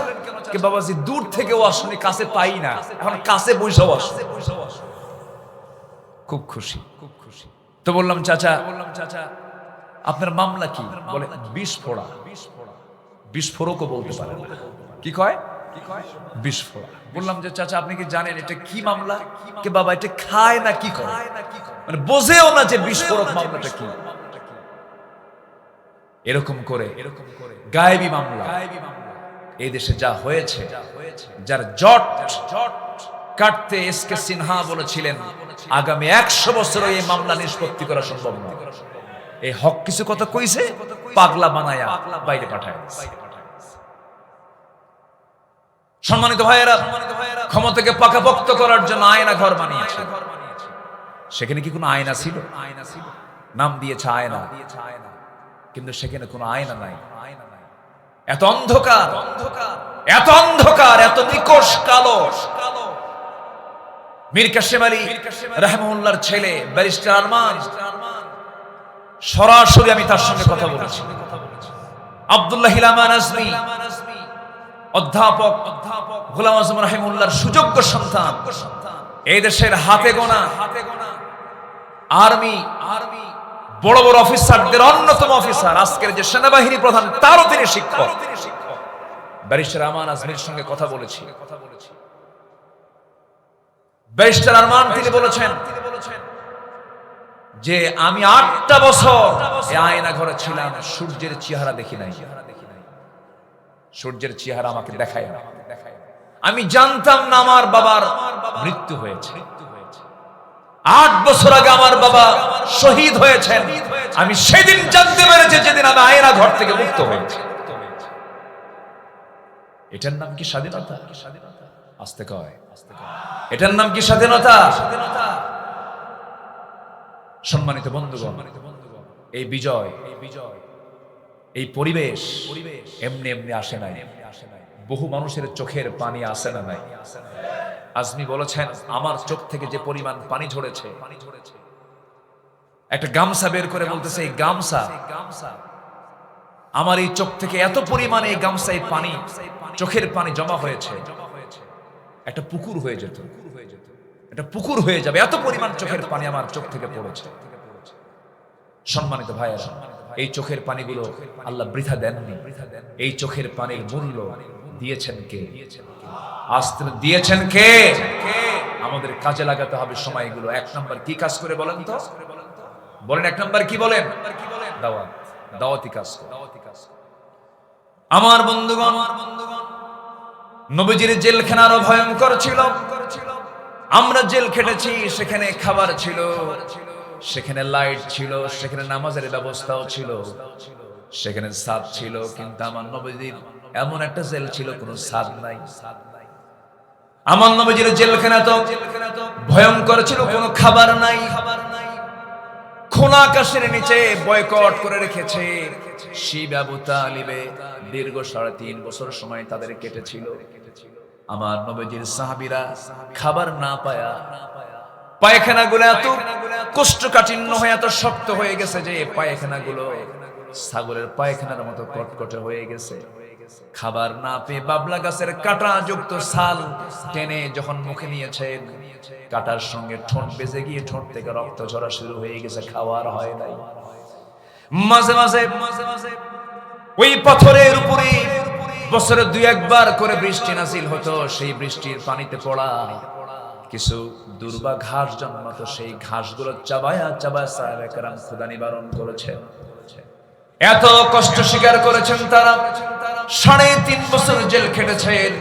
আমার নবীজির কলিজার টুকরা মেয়ে ফাতিমা বিনতে মুহাম্মদ সাল্লাল্লাহু আলাইহি ওয়াসাল্লাম, ফাতিমা রাদিয়াল্লাহু তাআলা আনহা খুব অল্প বয়সে দুনিয়া থেকে বিদায় নিয়েছেন। কেন এত অল্প বয়সে তিনি ইন্তেকাল করলেন? কেন? আমার নবীর ইন্তেকালের মাত্র ৬ মাসের মাথায় তিনিও দুনিয়া থেকে বিদায় নিয়েছেন। মূল কারণ ওই যে ৩.৫ বছর খাবার পান নাই। খাবার না পায়া তাদের পেটের নারী ভুঁড়িগুলো সব শুকিয়ে গেছে। কঠিন রোগে তারা আক্রান্ত হয়ে পড়েছেন। এই যে ত্যাগ, এই যে কোরবানি, এই যে বিশাল বড় ত্যাগ তারা স্বীকার করেছেন। বিজয় দিয়েছেন কে? আসতে বলবেন না, বিজয় দিয়েছেন কে? আমার বন্ধুগণ, দাওয়াতি কাজ করতে গিয়ে তারা মার খেয়েছেন, দাওয়াতি কাজ করতে গিয়ে তারা গালি শুনেছেন। নবীজি গালি কম শোনেন নাই। রাসূলকে পাগল বলেছে, রাসূলকে উম্মাদ বলেছে, রাসূলকে জাদুকর বলেছে, রাসূলকে এমন শব্দ, এমন উক্তি প্রয়োগ করেছে, রাসূল যা তার মধ্যে চুল পরিমাণ উপস্থিত ছিল না। রাসূলকে পাগল বলা মানে, পাগল কাকে বলে? যার মাথার চুলগুলো উস্কো খুস্কো হবে, কথা এলোমেলো হবে। কিন্তু আমার নবী যেমন ব্যক্তিত্ব সম্পূর্ণ মানুষ ছিলেন, তার চুলগুলো কখনো এলোমেলো কখনো ছিল না। আম্মা জান আয়েশা বলেন, আমি নিজের চোখে লক্ষ্য করে দেখেছি নবীজির লম্বা লম্বা চুল ছিল, কিন্তু নবীজির চুল ছিল মাঝখান সিটি, তিনি দুই দিকে চুলগুলো ছেড়ে দিতেন। চুল পরিমাণ আমরা তার চুলকেও এলোমেলো পাই নাই। জোরে কোন সুবহানাল্লাহ। আমার নবী যত পরিমাণ আতর লাগাতেন, আতর হাতের তালুতে নিতেন, প্রচুর পরিমাণ তিনি আতর লাগাতেন। দুইটা জিনিস হাদিয়া নিয়ে যখন নবীজির কাছে আসতো, রাসূল মানা করতেন না। আতর দিলে আতর নিয়ে নিতেন, বালিশ দিলে বালিশটা নিয়ে নিতেন। এটার ক্ষেত্রে তার কোনো না ছিল না। আমার নবীজি যে রাস্তা দিয়ে যেতেন, সে রাস্তা পুরোটাই সুগন্ধে ভরপুর হয়ে যেত। নবীজি মাথায় এত পরিমাণ তেল দিতেন, তেলগুলো চিপ দিয়ে চুইয়ে চুইয়ে পড়তো। এমন ব্যক্তিত্ব সম্পূর্ণ মানুষকে তারা বলল পাগল। একমাত্র কারণ তিনি দাওয়াত দিয়েছেন কার পথে? আসতে বলবেন না, কার পথে? দাওয়াত দিতে গেলে কি গালি শুনতে হয় বলেন? পাগল।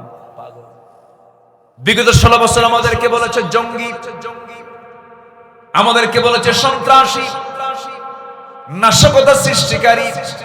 এরকম করে বহু তোকমা আমাদের বিরুদ্ধে লাগানোর চেষ্টা করেছে। জনগণ তা গিলে নাই। যে রাজাকার শব্দটা তারা ব্যান করেছিল, সে রাজাকার শব্দটা ব্র্যান্ড করে দিয়েছেন কে? আসতে বলবেন না, তিনি কে? আল্লাহ। দাওয়াতি কাজ করতে গেলে ভয় নিয়ে করব না, সাহস নিয়ে করব। নাম্বার 2 হলো সাহসিকতা ছিল আমার নবীজির চরম একটা গুণ। তিনি কখনো ভয় পান না, ইসপাত কঠিন সিদ্ধান্ত নিয়ে সামনে এগোতেন। আল্লাহ রাব্বুল আলামিন রাসূলকে অর্ডার করছেন, ফাসদা বিমা তু'মারু ওয়া আ'রিদ আনিল মুশরিকিন। সূরা হিজর 94 নম্বর আয়াত। হে রাসূল, আপনি প্রকাশ্যে শোনায়া দেন, কাউকে পরোয়া করবেন না। আল্লাহু আকবার বলেন। কাউকে পরোয়া করবেন না এবং দোয়া করেন। যারা পারেন সঙ্গে আমার সঙ্গে ঠোঁট মিলিয়ে বলুন, রব্বানা আফরিজ আলাইনা সাবরান ওয়া সাব্বিত আকদামানা ফানসুরনা আলাল কওমিল কাফিরিন। জোরে বলুন আল্লাহু আকবার। নাম্বার 3 হলো ধৈর্য ধারণ করা। ধৈর্যের পিরামিড ছিলেন তিনি। কি পরিমাণ ধৈর্য তার মধ্যে ছিল! আমার নবীজি সারাটা জীবন মক্কায় থাকলেন। নবুয়তের 13 বছর পার হলো, নবীর বিরুদ্ধে ফরমান জারি হলো, যেখানে পাও হত্যা করে ফেলো। আমার নবীজি একটু হতাশ হলেন না, একটু নিরাশ হলেন না। যখন আল্লাহর পক্ষ থেকে যখন চূড়ান্ত অর্ডার হয়ে গেল, ঘর থেকে বের হচ্ছেন, সম্পূর্ণ একাকী ঘর থেকে বের হচ্ছেন।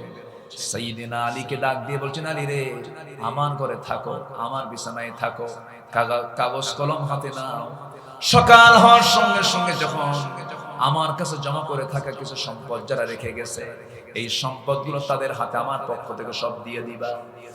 আমার নবীজি সাইয়েদনা আলীকে রেখে রাতের আধারে, কি পরিমাণ ধৈর্য আল্লাহ পাক তাকে দান করেছেন, রাতের আধারে নিজের ঘর থেকে তিনি বের হয়ে যাচ্ছেন আর কাবার দিকে বারবার ফিরে ফিরে তাকান, মিসফালা দিয়ে যান আর বারবার তাকায় তাকায় চোখের পানি ফেলে ফেলে কেঁদে বলছেন, কাবারে, জীবনের 53টা বসন্ত তোর সঙ্গে কাটায় দিলাম, কিন্তু তোর প্রতিবেশী আবু জেহেল, উতবা, শাইবা, মুগীরা তারা আমাকে থাকতে দিল না, চলে যাচ্ছে। আল্লাহর নির্দেশ হয়েছে। মক্কা ছাড়লেন, হিজরত করে চললেন কোথায়?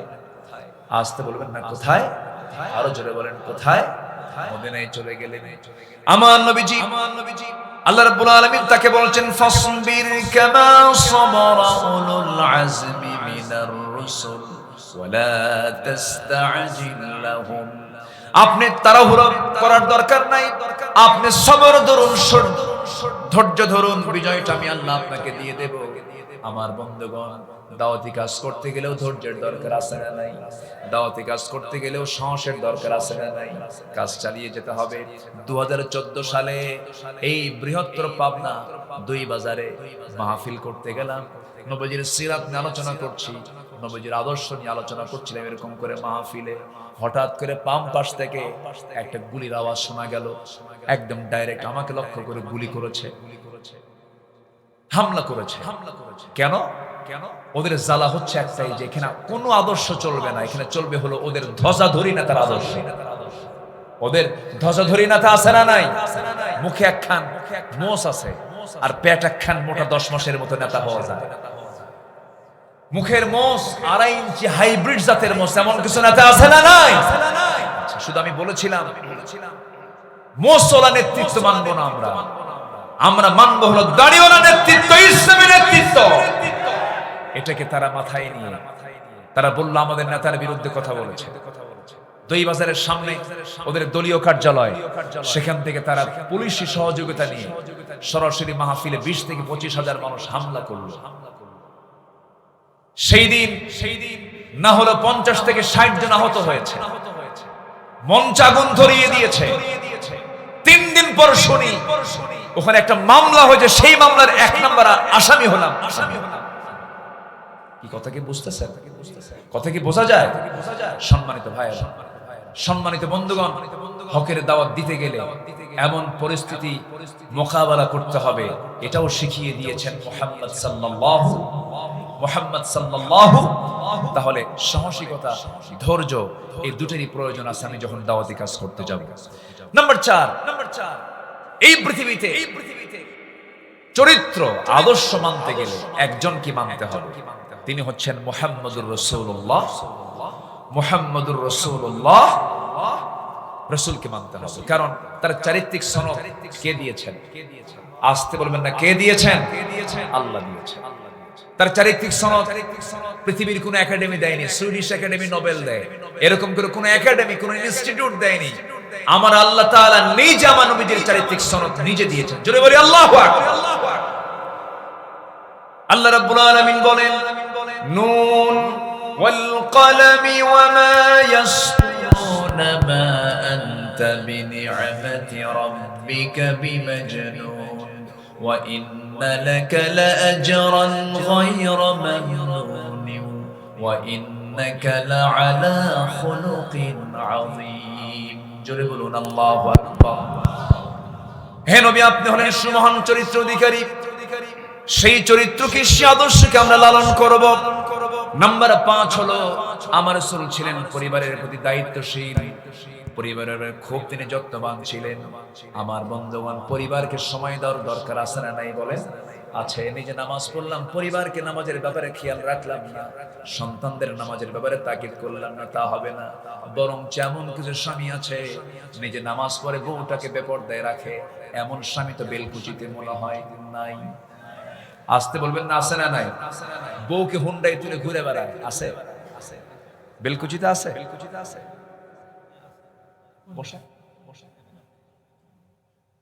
জি জি, বুঝতে পারতেছে অনেক রাত হয়ে গেছে, একটু কষ্ট হচ্ছে আপনাদের।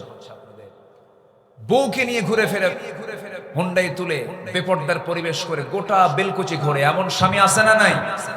নিজের সুন্দরী বউকে মানুষকে দেখায়, এতে সে খুব তৃপ্তি পায়, আছে কিনা বলেন? এটা কি যত্ন না অযত্ন? যত্ন না অবহেলা? অবহেলা। নিজের বউ নিজের সম্পদ, বউ কখনো অন্যের সম্পদ হতে পারে না। দেখবেন কিছু কিছু পুরুষ আছে বউকে দেখায় হুন্ডাই তুলে, কোন হুন্ডা? তাও নরমাল কোন হুন্ডা না, কি কি R15 update version. Passenger seat হলো দোতলা আর ড্রাইভিং সিট হলো নিচতলা। নিচতলায় ড্রাইভার বসে, দোতলায় বউটাকে বসায়া রাখে যেন জাতির দেখতে যেন অসুবিধা না হয়। দোতলা তো সবাই গোটা বেলকুচি দেখায়। বিকেল বেলা নদীর পাড়ে গিয়ে লাল শাড়ি পরায়া, ঠোঁটটাকে লাল বানায় আঁকায়া, কপালে একখান টিপ বসায়া, চুলটা ছেড়ে দিয়ে অর্ধলগ্ন অবস্থায় তার ছবি তোলে 16 প্রো ম্যাক্স আইফোন দিয়ে, যেন ছবি ওর মধ্যেও যেন জীবন্ত জীবন্ত ভাব আসে। অস্পষ্ট কোনো ছবি আপলোড দেওয়া যাবে না। দিল ফেসবুকে আপলোড করে, লিখলো সেখানে আর্টিকেল লিখতেছে, প্রিয় ভাইয়ের আসুন সবাই মিলে আমার বউটাকে জামাতের সাথে যেরকম নাউজুবিল্লাহ। বউ কি জাতীয় সম্পদ? বউ কি পাবলিক না পার্সোনাল? আচ্ছা বলেন, বউ কি পাবলিক না প্রাইভেট? দেখেন ফেসবুকের ভাষায় কথা বলে। সম্মানিত ভাইয়েরা, তাহলে এই যে পরিবারের প্রতি অযত্ন, এটিকে থাকা যাবে? রাসূল তা শিখিয়েছেন। আমার নবীজি একদিন হাঁটতেছেন, অপ্রয়োজনীয় একটা আওয়াজ ফাতিমার কণ্ঠ থেকে নবীর কানে চলে আসলো। আমার নবীজি ঘরের মধ্যে ঢুকে গেলেন, ঢুকে গিয়ে বলছেন, ফাতিমা তোমার অপ্রয়োজনীয় একটা আওয়াজ আমার কানে আসলো। এই আওয়াজটা যদি অন্য কোনো পরপুরুষের কানে চলে যেত তোমার গুনাহ হয়ে যেত, এমনটা করা উচিত নয়। আমার নবীজি একদিন দরজায় দাঁড়ানো এক অন্ধ সাহাবী নবীর সঙ্গে দেখা করার জন্য আসতেছেন। আমার রাসূল বলছেন, আয়েশা ভিতরে চলে যাও। আমার এক সাহাবী আমার সাথে সাক্ষাৎ করার জন্য আসে, হুজুর সে তো অন্ধ মানুষ। রাসূল বলছেন, আয়েশা সে অন্ধ হতে পারে, তুমিও কি অন্ধ নাকি? ভিতরে চলে যাও। কি যত্নশীল তারা ছিলেন, কি যত্নবান আমার রাসূল ছিলেন। পরিবারের প্রতি সর্বক্ষণ তিনি নজরদারি রাখতেন, খেয়াল করতেন, সন্তানদেরকে নসিহা করতেন। কারণ কু আনফুসাকুম ওয়া আহলিকুম নারা, নিজে বাঁচো, তোমার পরিবারকে জাহান্নামের আগুন থেকে বাঁচাও। এই ক্ষেত্রে অনেকে দায়িত্বশীল আছেন, লক্ষ্য করা যায় দায়িত্ব পালন করতে করতে এত মহাব্যস্ত নিজের পরিবারের দিকে খেয়াল করার সময় পান না। এরকমও কিন্তু আছে। এই মিসিংটা হয়ে যায়, এটা হওয়া যাবে না। আমার নবীজি স্ত্রীদের হক আদায় করেছেন 16 আনা। একটা স্ত্রী তার ছিল না, তার আল্লাহ তাআলা একাধিক স্ত্রী তাকে দিয়েছিলেন। আল্লাহ তাকে অর্ডার দিয়েছেন বিয়ে করার জন্য। তিনি যে একাধিক স্ত্রী বিয়ে করেছেন, অর্ডার দিয়েছেন কে? এই ক্ষেত্রে রাসূলের কোনো ভুল ধরা কি যাবে নাকি? আমার দেশের নাস্তিকরা না বুঝে না জেনে রাসূলকে এরকম করে গালিও দিয়েছে, এতগুলো বউ কেন জেনাকার মুহাম্মদ যেরকম, নাউজুবিল্লাহ। আমার নবী আম্মা জান আয়েশাকে বিয়ে করেছেন, লক্ষ লক্ষ হাদিস তিনি মুখস্থ করেছেন, রাসূলের কাছ থেকে হাদিসগুলো নিয়েছেন। আমার ভাইয়েরা, এরপরে বাকি যে স্ত্রীগুলো ছিল সব আল্লাহর অর্ডারে তিনি বিয়ে করেছেন। আমার নবীজি স্ত্রীদের হক আদায় করেছেন, সবার সঙ্গে মিষ্টি মুখে কথা বলেছেন। আম্মা জান আয়েশা বলেন, আমি রাসূলুল্লাহকে কোনোদিন দেখি নাই মন মরা হয়ে কথা বলতে। আমি আসা সহজে রাসূলকে আগে সালাম দিতে পারতাম না, রাসূল আগে আমাকে সালাম দিতেন। ঘরের মধ্যে ঢুকতেন, আমাকে কোনো কাজের অর্ডার দিতেন না। আমার নবীজি নিজের জুতা নিজে হাতে নিতেন, নিজের কাপড় নিজে ধুয়ে দিতেন, নিজের সেলাই নিজে করতেন, নিজের ঘর নিজে ঝাড়ু দিতেন। আমার রাসূল কোনো কারো খেদমতকে তিনি পছন্দ করতেন না, নিজের কাজ নিজেই সম্পূর্ণ করতেন। আমার বন্ধুগণ, আম্মা জান আয়েশা এমনকি বলেছেন, আমার যখন শরীরটা খারাপ লাগতো আমার হাত পা পর্যন্ত টিপে দিয়েছেন মুহাম্মদ সাল্লাল্লাহু আলাইহি ওয়াসাল্লাম। আমি গ্লাস ভরে আমার নবীর সামনে দুধ ভর্তি গ্লাস নিয়ে চলে যেতাম, হুজুর আপনি দুধটা পান করুন। রাসূল মুস্কি হাসি মেরে বলতেন, আয়েশা তুমি আগে পান করো, তুমি আগে খাও। আমি সারা জীবন চেষ্টা করেছি রাসূলকে কখনো আগে খাওয়াতে পারি নাই। আমার নবীজি আম্মা জান আয়েশা বলেন, মাঝে মাঝে আমি গোশত নিয়ে, উটের গোশত, ছাগলের গোশত নিয়ে যখন নবীর কাছে যেতাম, আমার নবীজি বলতেন, আয়েশা তুমি আগে খাওয়া শুরু করো। আমি গোশত খেতাম, হাড়গুলো চুষে চুষে রাখতাম। আমার নবীজি আমার মুখ থেকে রেখে দেওয়া হাড়টা যে দিক দিয়ে চোষণ মারতাম, নবীজি সেই দিক দিয়ে চোষণ মারতেন। কি যত্ন পরিবারের নিয়েছেন তিনি, কি হক তিনি আদায় করেছেন। অনেক রাত হয়েছে দাওয়াতি কাজ করে যখন ঘরের মধ্যে ঢুকতেন, আম্মা জান আয়েশা বলেন আমাকে ডাক দিতেন না, আস্তে আস্তে করে দরজা খুলতেন। দরজা খুলে ভিতরে ঢুকে কোনো খাবার থাকতো না, কোনো কৈফিয়ত ছিল না, কোনো প্রকার রাগারাগি ছিল না। সামান্য কিছু পানি পান করে সারাদিন রোজার নিয়ত রোজা রেখে দিতেন। জোরে বলেন সুবহানাল্লাহ। আমার ভাইয়েরা, আমার বন্ধুগণ, 4 স্ত্রী একদিন আমার নবীর সামনে বসা।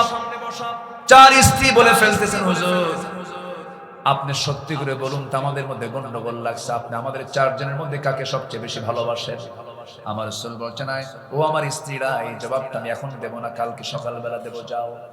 পাঠায় দিলেন। সন্ধ্যা হতে না হতে আমার নবীজি 2টা করে খেজুর তিনি ভাগ করলেন, 8টা খেজুর হাতের মধ্যে নিলেন, দুইটা খেজুর প্রথমে আম্মা জান আয়েশার ঘরে গিয়ে ডাক দিয়ে বলছে, ওরে আয়েশা, আমি তোমাকে দারুণ ভালোবাসি, আই লাভ ইউ আহিব্বুক, আমি তোমাকে দারুণ ভালোবাসি। বউকে আই লাভ ইউ বলা জায়েজ না না জায়েজ? নিজের বউ না পরের বউ? এটা যেন মনে থাকে। বসে বসে আমার নবীজি বললেন, দুইটা খেজুর দিয়ে গেলাম এবং জানিয়ে দিলাম, আমার আয়েশা, আমি তোমাকে দারুণ ভালোবাসি, তবে তোমাকে যে মোহাব্বত করি এই কথাটা যেন কাউকে না জানানো হয়। দুটো খেজুর দিয়ে গেছে, এই তথ্য যেন গোপন থাকে। দ্বিতীয় স্ত্রী ঘরে গিয়ে কি কথা বললেন, তৃতীয় স্ত্রী ঘরে গিয়ে কি কথা বললেন, চতুর্থ স্ত্রী ঘরে গিয়ে দুইটা খেজুর দিয়ে বললেন, এই দুইটা খেজুর যে তোমাকে দিয়ে গেলাম এই কথা যেন কেউ না জানে। পরের দিন সকালবেলা বুক ভরা আশা নিয়ে চার স্ত্রী নবীর সামনে এসে বলছি, ইয়া রাসূলুল্লাহ, আপনি জানাতে চেয়েছেন আজকে সকালবেলা আপনি আমাদের চারজনের মধ্যে কাকে সবচেয়ে বেশি ভালোবাসেন। আমার নবীজি মজা করে মুস্কি মুস্কি হাসি মেরে বলছেন, আমি যাকে রাত্রেবেলা গোপনে দুইটা খেজুর দিয়ে আসছি আমি তাকেই সবচেয়ে বেশি ভালোবাসি। জোরে বলে সুবহানাল্লাহ। আমার নবীজি পরিবারকে সময় দিয়েছেন। ওয়াসআল বাইত আমসিক আলাইকা লিসানাক ওয়ালিয়াসআকা বাইতাক ওয়াবিকি আলা খাতিআতিক মান নাজাহ ইয়া রাসূলুল্লাহ। আমি নাজাত পাবো কেমনে? তিনটা কাজ করো। জিহ্বাকে কন্ট্রোল করো, বাড়িকে বড় বানায় ফেলো, বাড়িকে সময় দাও। ওয়াবিকি আলা খাতিআতিক, তোমার পাপের জন্য চোখের পানি ফেলে ফেলে কাঁদো, নাজাত পেয়ে যাবে।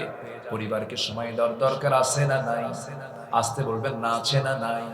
দেখবেন কিছু কিছু পুরুষ আছে বিকেল বেলা হলে পারে চার দোকানে বসে গীবত খানায় বসে শুধু গীবত করে।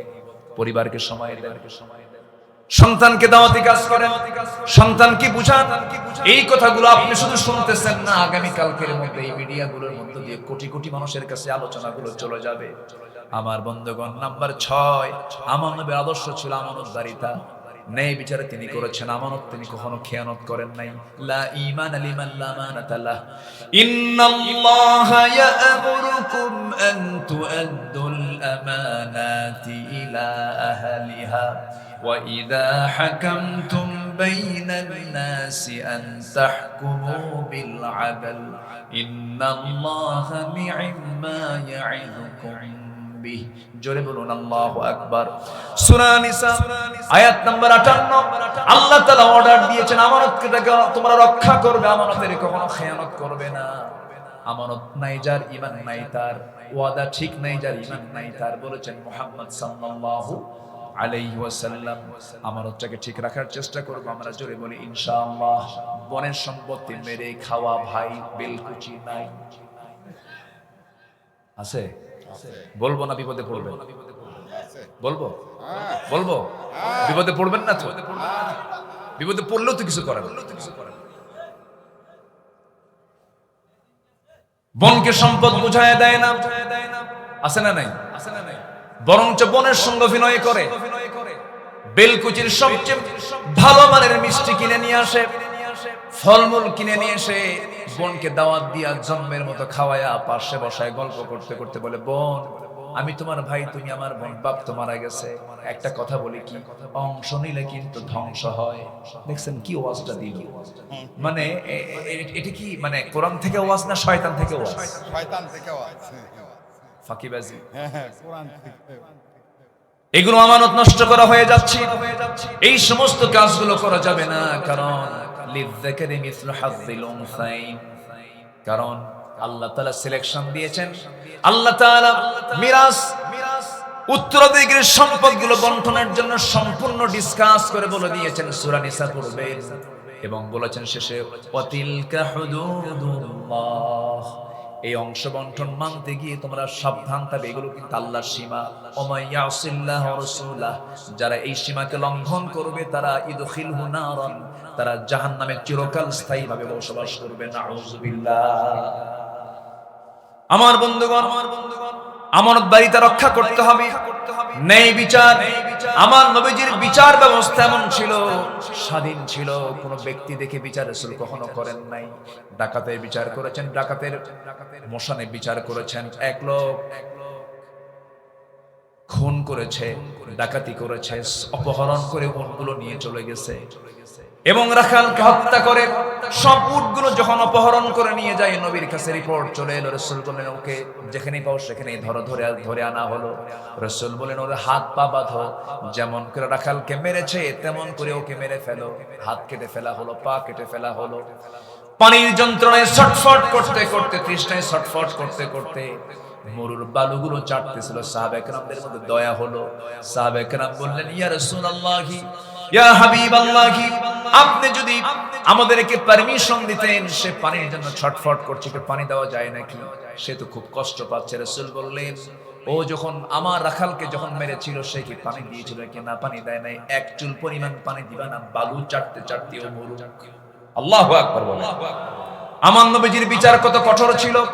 সারা জীবন ওয়াজ শুনেছে। রাসূল ছিলেন দয়ার সাগর, কিন্তু রাসূল দয়ার সাগর, যেখানে দয়ার সাগর হওয়া দরকার সেখানে দয়ার সাগর ছিলেন, যেখানে কঠোর হওয়া দরকার সেখানে কঠোর ছিলেন। আল্লাহু আকবার। এক ফাতিমা নামে মহিলা চুরি করে ধরা পড়েছে। উচ্চ বংশীয় সেই সমাজের। নবীর কাছে রিপোর্ট আসলে রাসূল বললেন, কোনো কথা নাই, হাত কাট। ওয়াসসারিকাতু ওয়াসসারিকু ওয়াসসারিকাতু ফাকতাউ আইদিয়াহুমা, কোনো কথা নেই, চোর চুন্নি হাত কাটো। হাত কাটার অর্ডার হয়ে গেছে।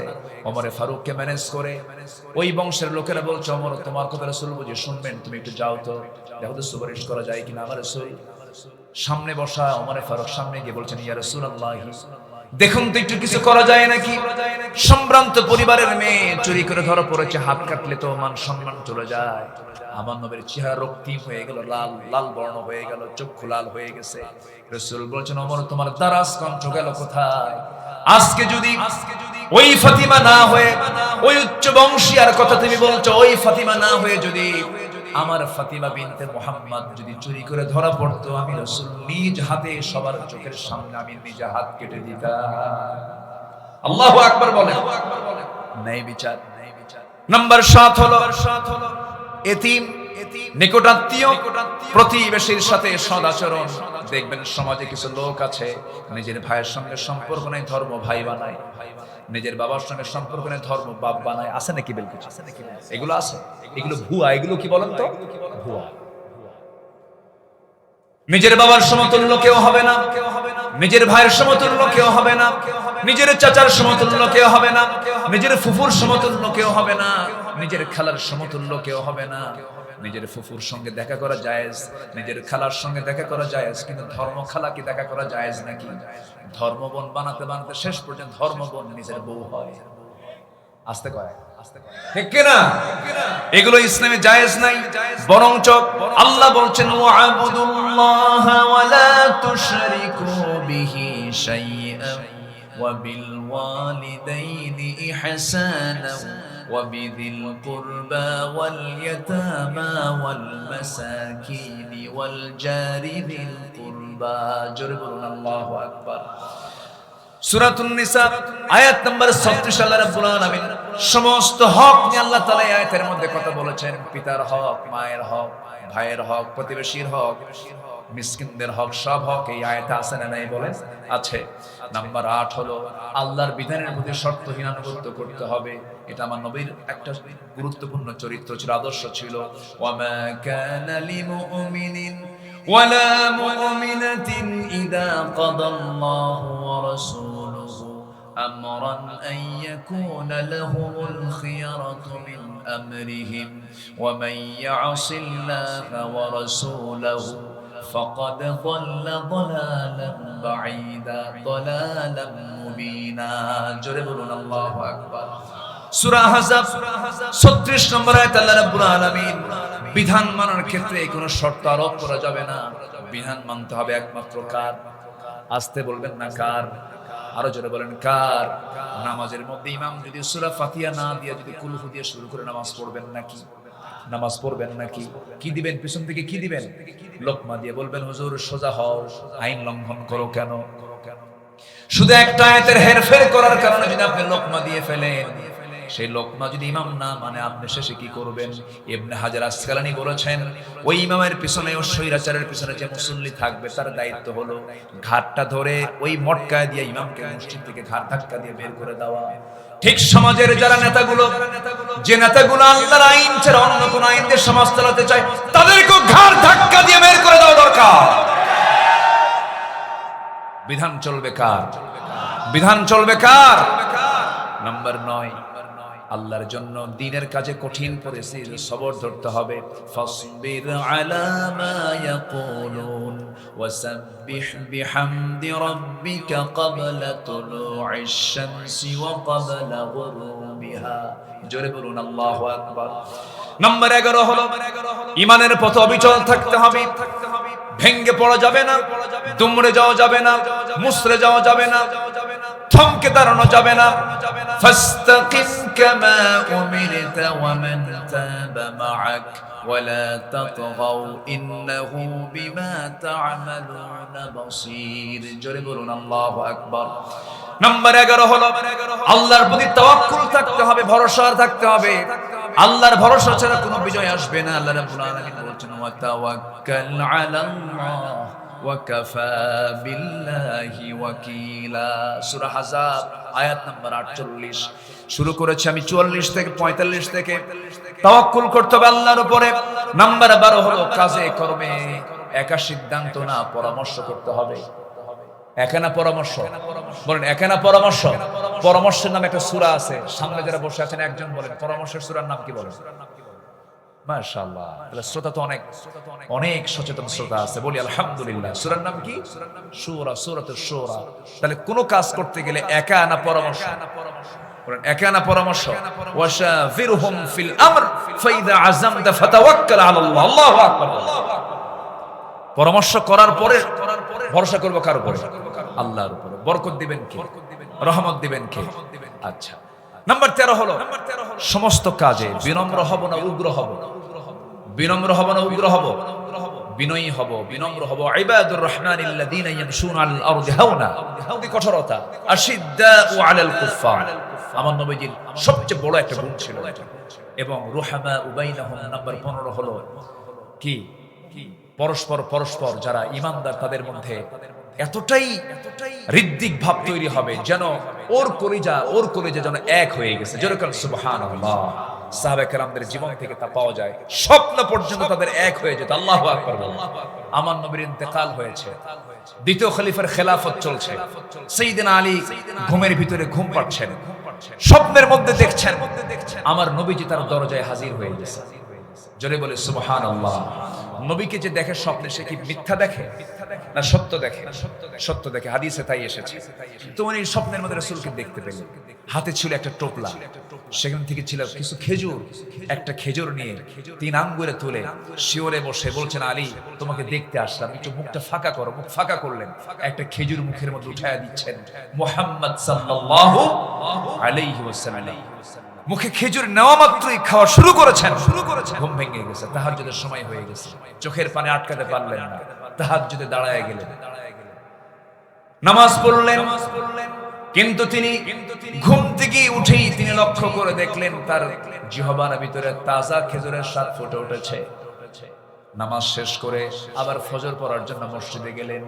নামাজ পড়াচ্ছেন বেতনভুক্ত কোন ইমাম নয়, নামাজ পড়াচ্ছেন অর্ধদিনের শাসনকর্তা ওমর ফারুক রাদিয়াল্লাহু তাআলা আনহু। এখান থেকে একটা বিষয় স্পষ্ট হলো, বাইতুল মুকাররমের খতিবকে আমরা দেখতে চাই বেতনভুক্ত না, বঙ্গভবনের মানুষ। কাকে দেখতে চাই আমরা? বঙ্গভবনের বাসিন্দা যে হবে সে বাইতুল মুকাররমের ইমাম হবে। জোরে বলি ইনশাআল্লাহ, আর জোরে বলি ইনশাআল্লাহ। সাইয়েদনা ওমর ফারুকের জীবন থেকে তাই শিক্ষা পাই, নবীর জীবন থেকে তাই শিক্ষা পাই, যিনি হবেন ইমাম তিনি হবেন রাষ্ট্রনেতা। ঠিক কি না?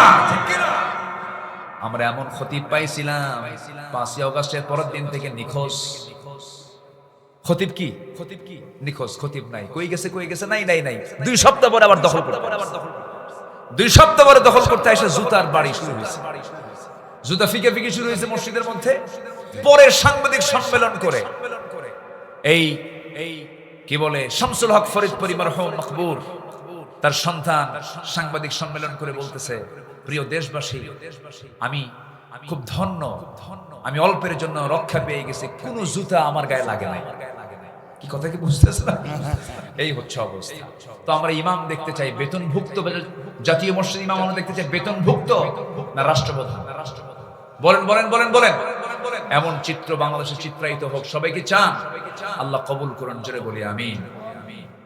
ওমর ফারুকের পেছনে জায়গা পান নাই, প্রথম কাতারে জায়গা নেই, দ্বিতীয় কাতারে জায়গা নেই, তৃতীয় কাতারে ঠিক মিডিল পয়েন্টে সাইয়েদনা আলী পরামর্শ সভার সদস্য, কিন্তু তিনি জায়গা পেলেন, ওখানে নামাজে দাঁড়ায় গেলেন। এখন তো মসজিদের প্রথম কাতারের 3-4টা জায়নামাজ পড়াই থাকে, মানে ওদের জায়গা দখল আছে না নাই বলেন? মানে জমিও দখল, মসজিদের নামাজের জায়গাও দখল। তিনি তৃতীয় কাতারে বসে গেছেন। তৃতীয় কাতারে নামাজে দাঁড়ায়া নামাজ শেষ হয়ে গেল। ইতিমধ্যে খলিফা ওমর ফারুক লক্ষ্য করে দেখেন কে যেন এক টোপলা খেজুর হাদিয়া দিয়ে গেছে, কাউকে দায়িত্ব দিলেন না। আল আযকারু বা'দা সালাহ, নামাজের পরে কিছু জিকির আজকার আছে, এটাও তিনি শর্ট করে ফেললেন। টোপলা হাতের মধ্যে নিয়ে প্রথম কাতারে সবাইকে হাতে হাতে 2, 3, 4টা করে খেজুর দিয়ে যান। দ্বিতীয় কাতারে তাই করলেন। তৃতীয় কাতারে গিয়া সাইয়েদনা আলীর আগের জনকেও তিনি 2-3টা করে খেজুর হাতের মধ্যে দিয়েছেন। কিন্তু আলীর কাছে গিয়ে বলছেন, আলী মুখটা ফাঁকা করো। তিনি মুখটা ফাঁকা করলেন। ফাঁকা করার সঙ্গে সঙ্গে অনেকগুলো খেজুর থেকে 3 আঙ্গুলে একটা খেজুর তুলে নিয়ে বলছেন, আলী মুখটা ফাঁকা করো। এই বলে তার মুখের মধ্যে একটা খেজুর বিসমিল্লাহ বলে ঢুকায় দিলেন। এরপর আলী বলছেন, ভাই রে, সবাইকে দিলেন 2-3টা করে খেজুর হাতে হাতে, আমাকে মাত্র আরো খেজুর থাকার পর একটা খেজুর আমার মুখে উঠায় দিলেন কেন? ওমর ফারুক হাওমাও করে কান্না করতে করতে বলছেন, আলী গত রাত্রে রাসূল যদি তোমাকে একটার বেশি 2টি খেজুর খাওয়ায় দিতেন, আমি ওমরও তোমাকে তাই খাওয়ায়া দিতাম। মানে একই স্বপ্ন দেখেছেন দুজন একসাথে, জোরে বলেন সুবহানাল্লাহ। রুহামাউ বাইনাহুম, এই মুহাব্বতের দরকার আছে না নাই? এই মুহাব্বত যত গাঢ় হবে, দিন কায়েমের পথ তত প্রশস্ত হয়ে যাবে। আল্লাহ কবুল করুন, আল্লাহ কবুল করুন, আল্লাহ কবুল করুন। অনেক রাত হয়েছে, আমি আর কথা বাড়াবো না। অনেকে চলে গেছে, আমি মনক্ষুণ্ণ হইনি, কারণ অনেক রাত, কালকে অফিস আছে, অনেকের কাজ আছে। আমি খুবই খুশি হয়েছে আমার অগোছালো অপূর্ণাঙ্গ কথাগুলো এমন একজন ব্যক্তি আমার বাম পাশে বসে কথাগুলো শুনছেন, তার কথাই আমি মন্ত্রমুগ্ধের মতো শুনি। তার এক একটা লাইন মনে হয় কবিতার ছন্দ দিয়ে ভরপুর। এত সুন্দর কথা, এত সুন্দর আল্লাহ তাআলা তাকে বাকশক্তি দান করেছেন। আল্লাহ তুমি তার সকল কথা, সকল কর্মে তুমি বারাকা দিয়ে দাও। জোরে বলি আল্লাহুম্মা আমিন। অধ্যক্ষ আলী আলম এই বেলকুচির জন্য একটা বড় রহমতের বিষয়, বরকতের বিষয়। আল্লাহ তাআলা তাকে কবুল করুন। জোরে বলি আল্লাহুম্মা আমিন। আমার সোহেল ভাই চেহারার দিকে তাকালেই শুধু হাসি আর হাসি ছাড়া কিছুই পাই না। অত্যন্ত হাসি খুশি একজন মানুষ। আমার সোহেল ভাইকে আল্লাহ তাআলা কবুল করুন। জোরে বলি আল্লাহুম্মা আমিন। আমার শাহ আলম ভাই, উনি তো দুনিয়ার বাদশা। শাহ আলম বুঝেন নাই? কি কিসের বাদশা বলেন? দুনিয়ার বাদশা। আল্লাহ তুমি তাকে সব দিক থেকে কবুল করো। জোরে বলি আল্লাহুম্মা আমিন। যে যেখানে আছেন বসুন, আমরা ধীরে ধীরে দোয়ার দিকে যাব। গজল শুনবেন? একটু চাদর যাবে, একটু চাদর যায় নাই মনে হয়, একটু চাদর যাবে। যে যা পারি, কেউ না উঠি, যিনি কৃপণ হবেন তিনিই যাবেন আমি মনে করি। কারণ আব্বা আম্মার জন্য দোয়ার দরকার আছে না নাই বলেন তো? আব্বা আম্মার জন্য যিনি দোয়া করতে পারেন না তিনি তো বখিল। বসেন, আমরা একসঙ্গে দোয়া করব। চাদর যাচ্ছে, ব্যাগ যাচ্ছে, মাদ্রাসার জন্য যে যা পারি আমরা সবাই দেব। জোরে বলি ইনশাআল্লাহ। জি জি, একটু রুমাল যাচ্ছে, যে যা পারি আমরা সবাই দেব। সোহেল ভাই, লেখা কি আপনার? এত সুন্দর লেখা হয়, মাশাআল্লাহ, আলহামদুলিল্লাহ। জি জি, যে লেখা তো সুন্দর, লেখা একটা শিল্প, আলহামদুলিল্লাহ, অনেক সুন্দর, অনেক সুন্দর। যার কেউ কি দেওয়া বাদ আছে কিনা আমরা সবাই দিয়ে আমরা দোয়ার দিকে আস্তে আস্তে চলে যাব। জোরে বলি ইনশাআল্লাহ। অত্র মাদ্রাসার সেক্রেটারি মহোদয় 5,000 টাকা দিয়েছেন। আল্লাহ কবুল করুন, নেক নিয়ত মঞ্জুর করুন, আব্বা আমাকে মাফ করুন। জোরে বলি আল্লাহুম্মা আমিন। একটু কম হয়ে গেছে না? কম হয়েছে? তাহলে 10,000 দিয়ে দেন। 10,000 দিয়ে দেন। এই যে 10 2000 টাকা আরেকজন ভাই দিয়েছেন 2000 টাকা। হ্যাঁ, যে আল্লাহ কবুল করুন। আর কে আছেন একটু দিল থেকে আমরা সবাই দেওয়ার চেষ্টা করব। আল্লাহ তুমি সবাইকে দেওয়ার তৌফিক দাও। জোরে বলি আল্লাহুম্মা আমিন। জি জি, একটু কম হয়ে গেছে। যে উনি দিয়ে ফেলবেন ইনশাআল্লাহ। 10 উনি রাজি হয়ে গেছেন, মাশাআল্লাহ। যে আল্লাহ কবুল করুন, নেক নিয়ত মঞ্জুর করুন, আব্বা আম্মাকে মাফ করুন। জোরে বলি আল্লাহুম্মা আমিন। আর কে আছেন সবাই দেই। আল্লাহ তুমি সবাইকে দিল থেকে দেওয়ার তৌফিক দাও। কি বলবো? কি বলবো? শুনবেন? গজল শুনবেন? আগ্রহ আছে আপনাদের?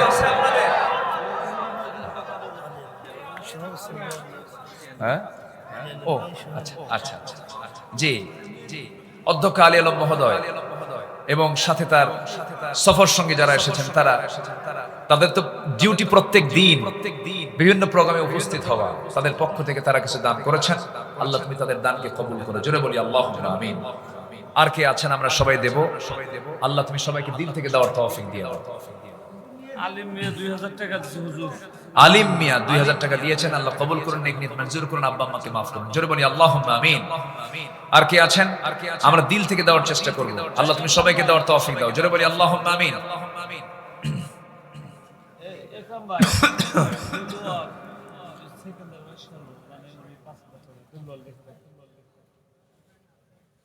সালাম ভাই পাস মাফ করে দাও, মাফ করে দাও মাওলা তোমার রহমান নাম নিয়ে, মাফ করে দাও মাওলা তোমার রহমান নাম নিয়ে।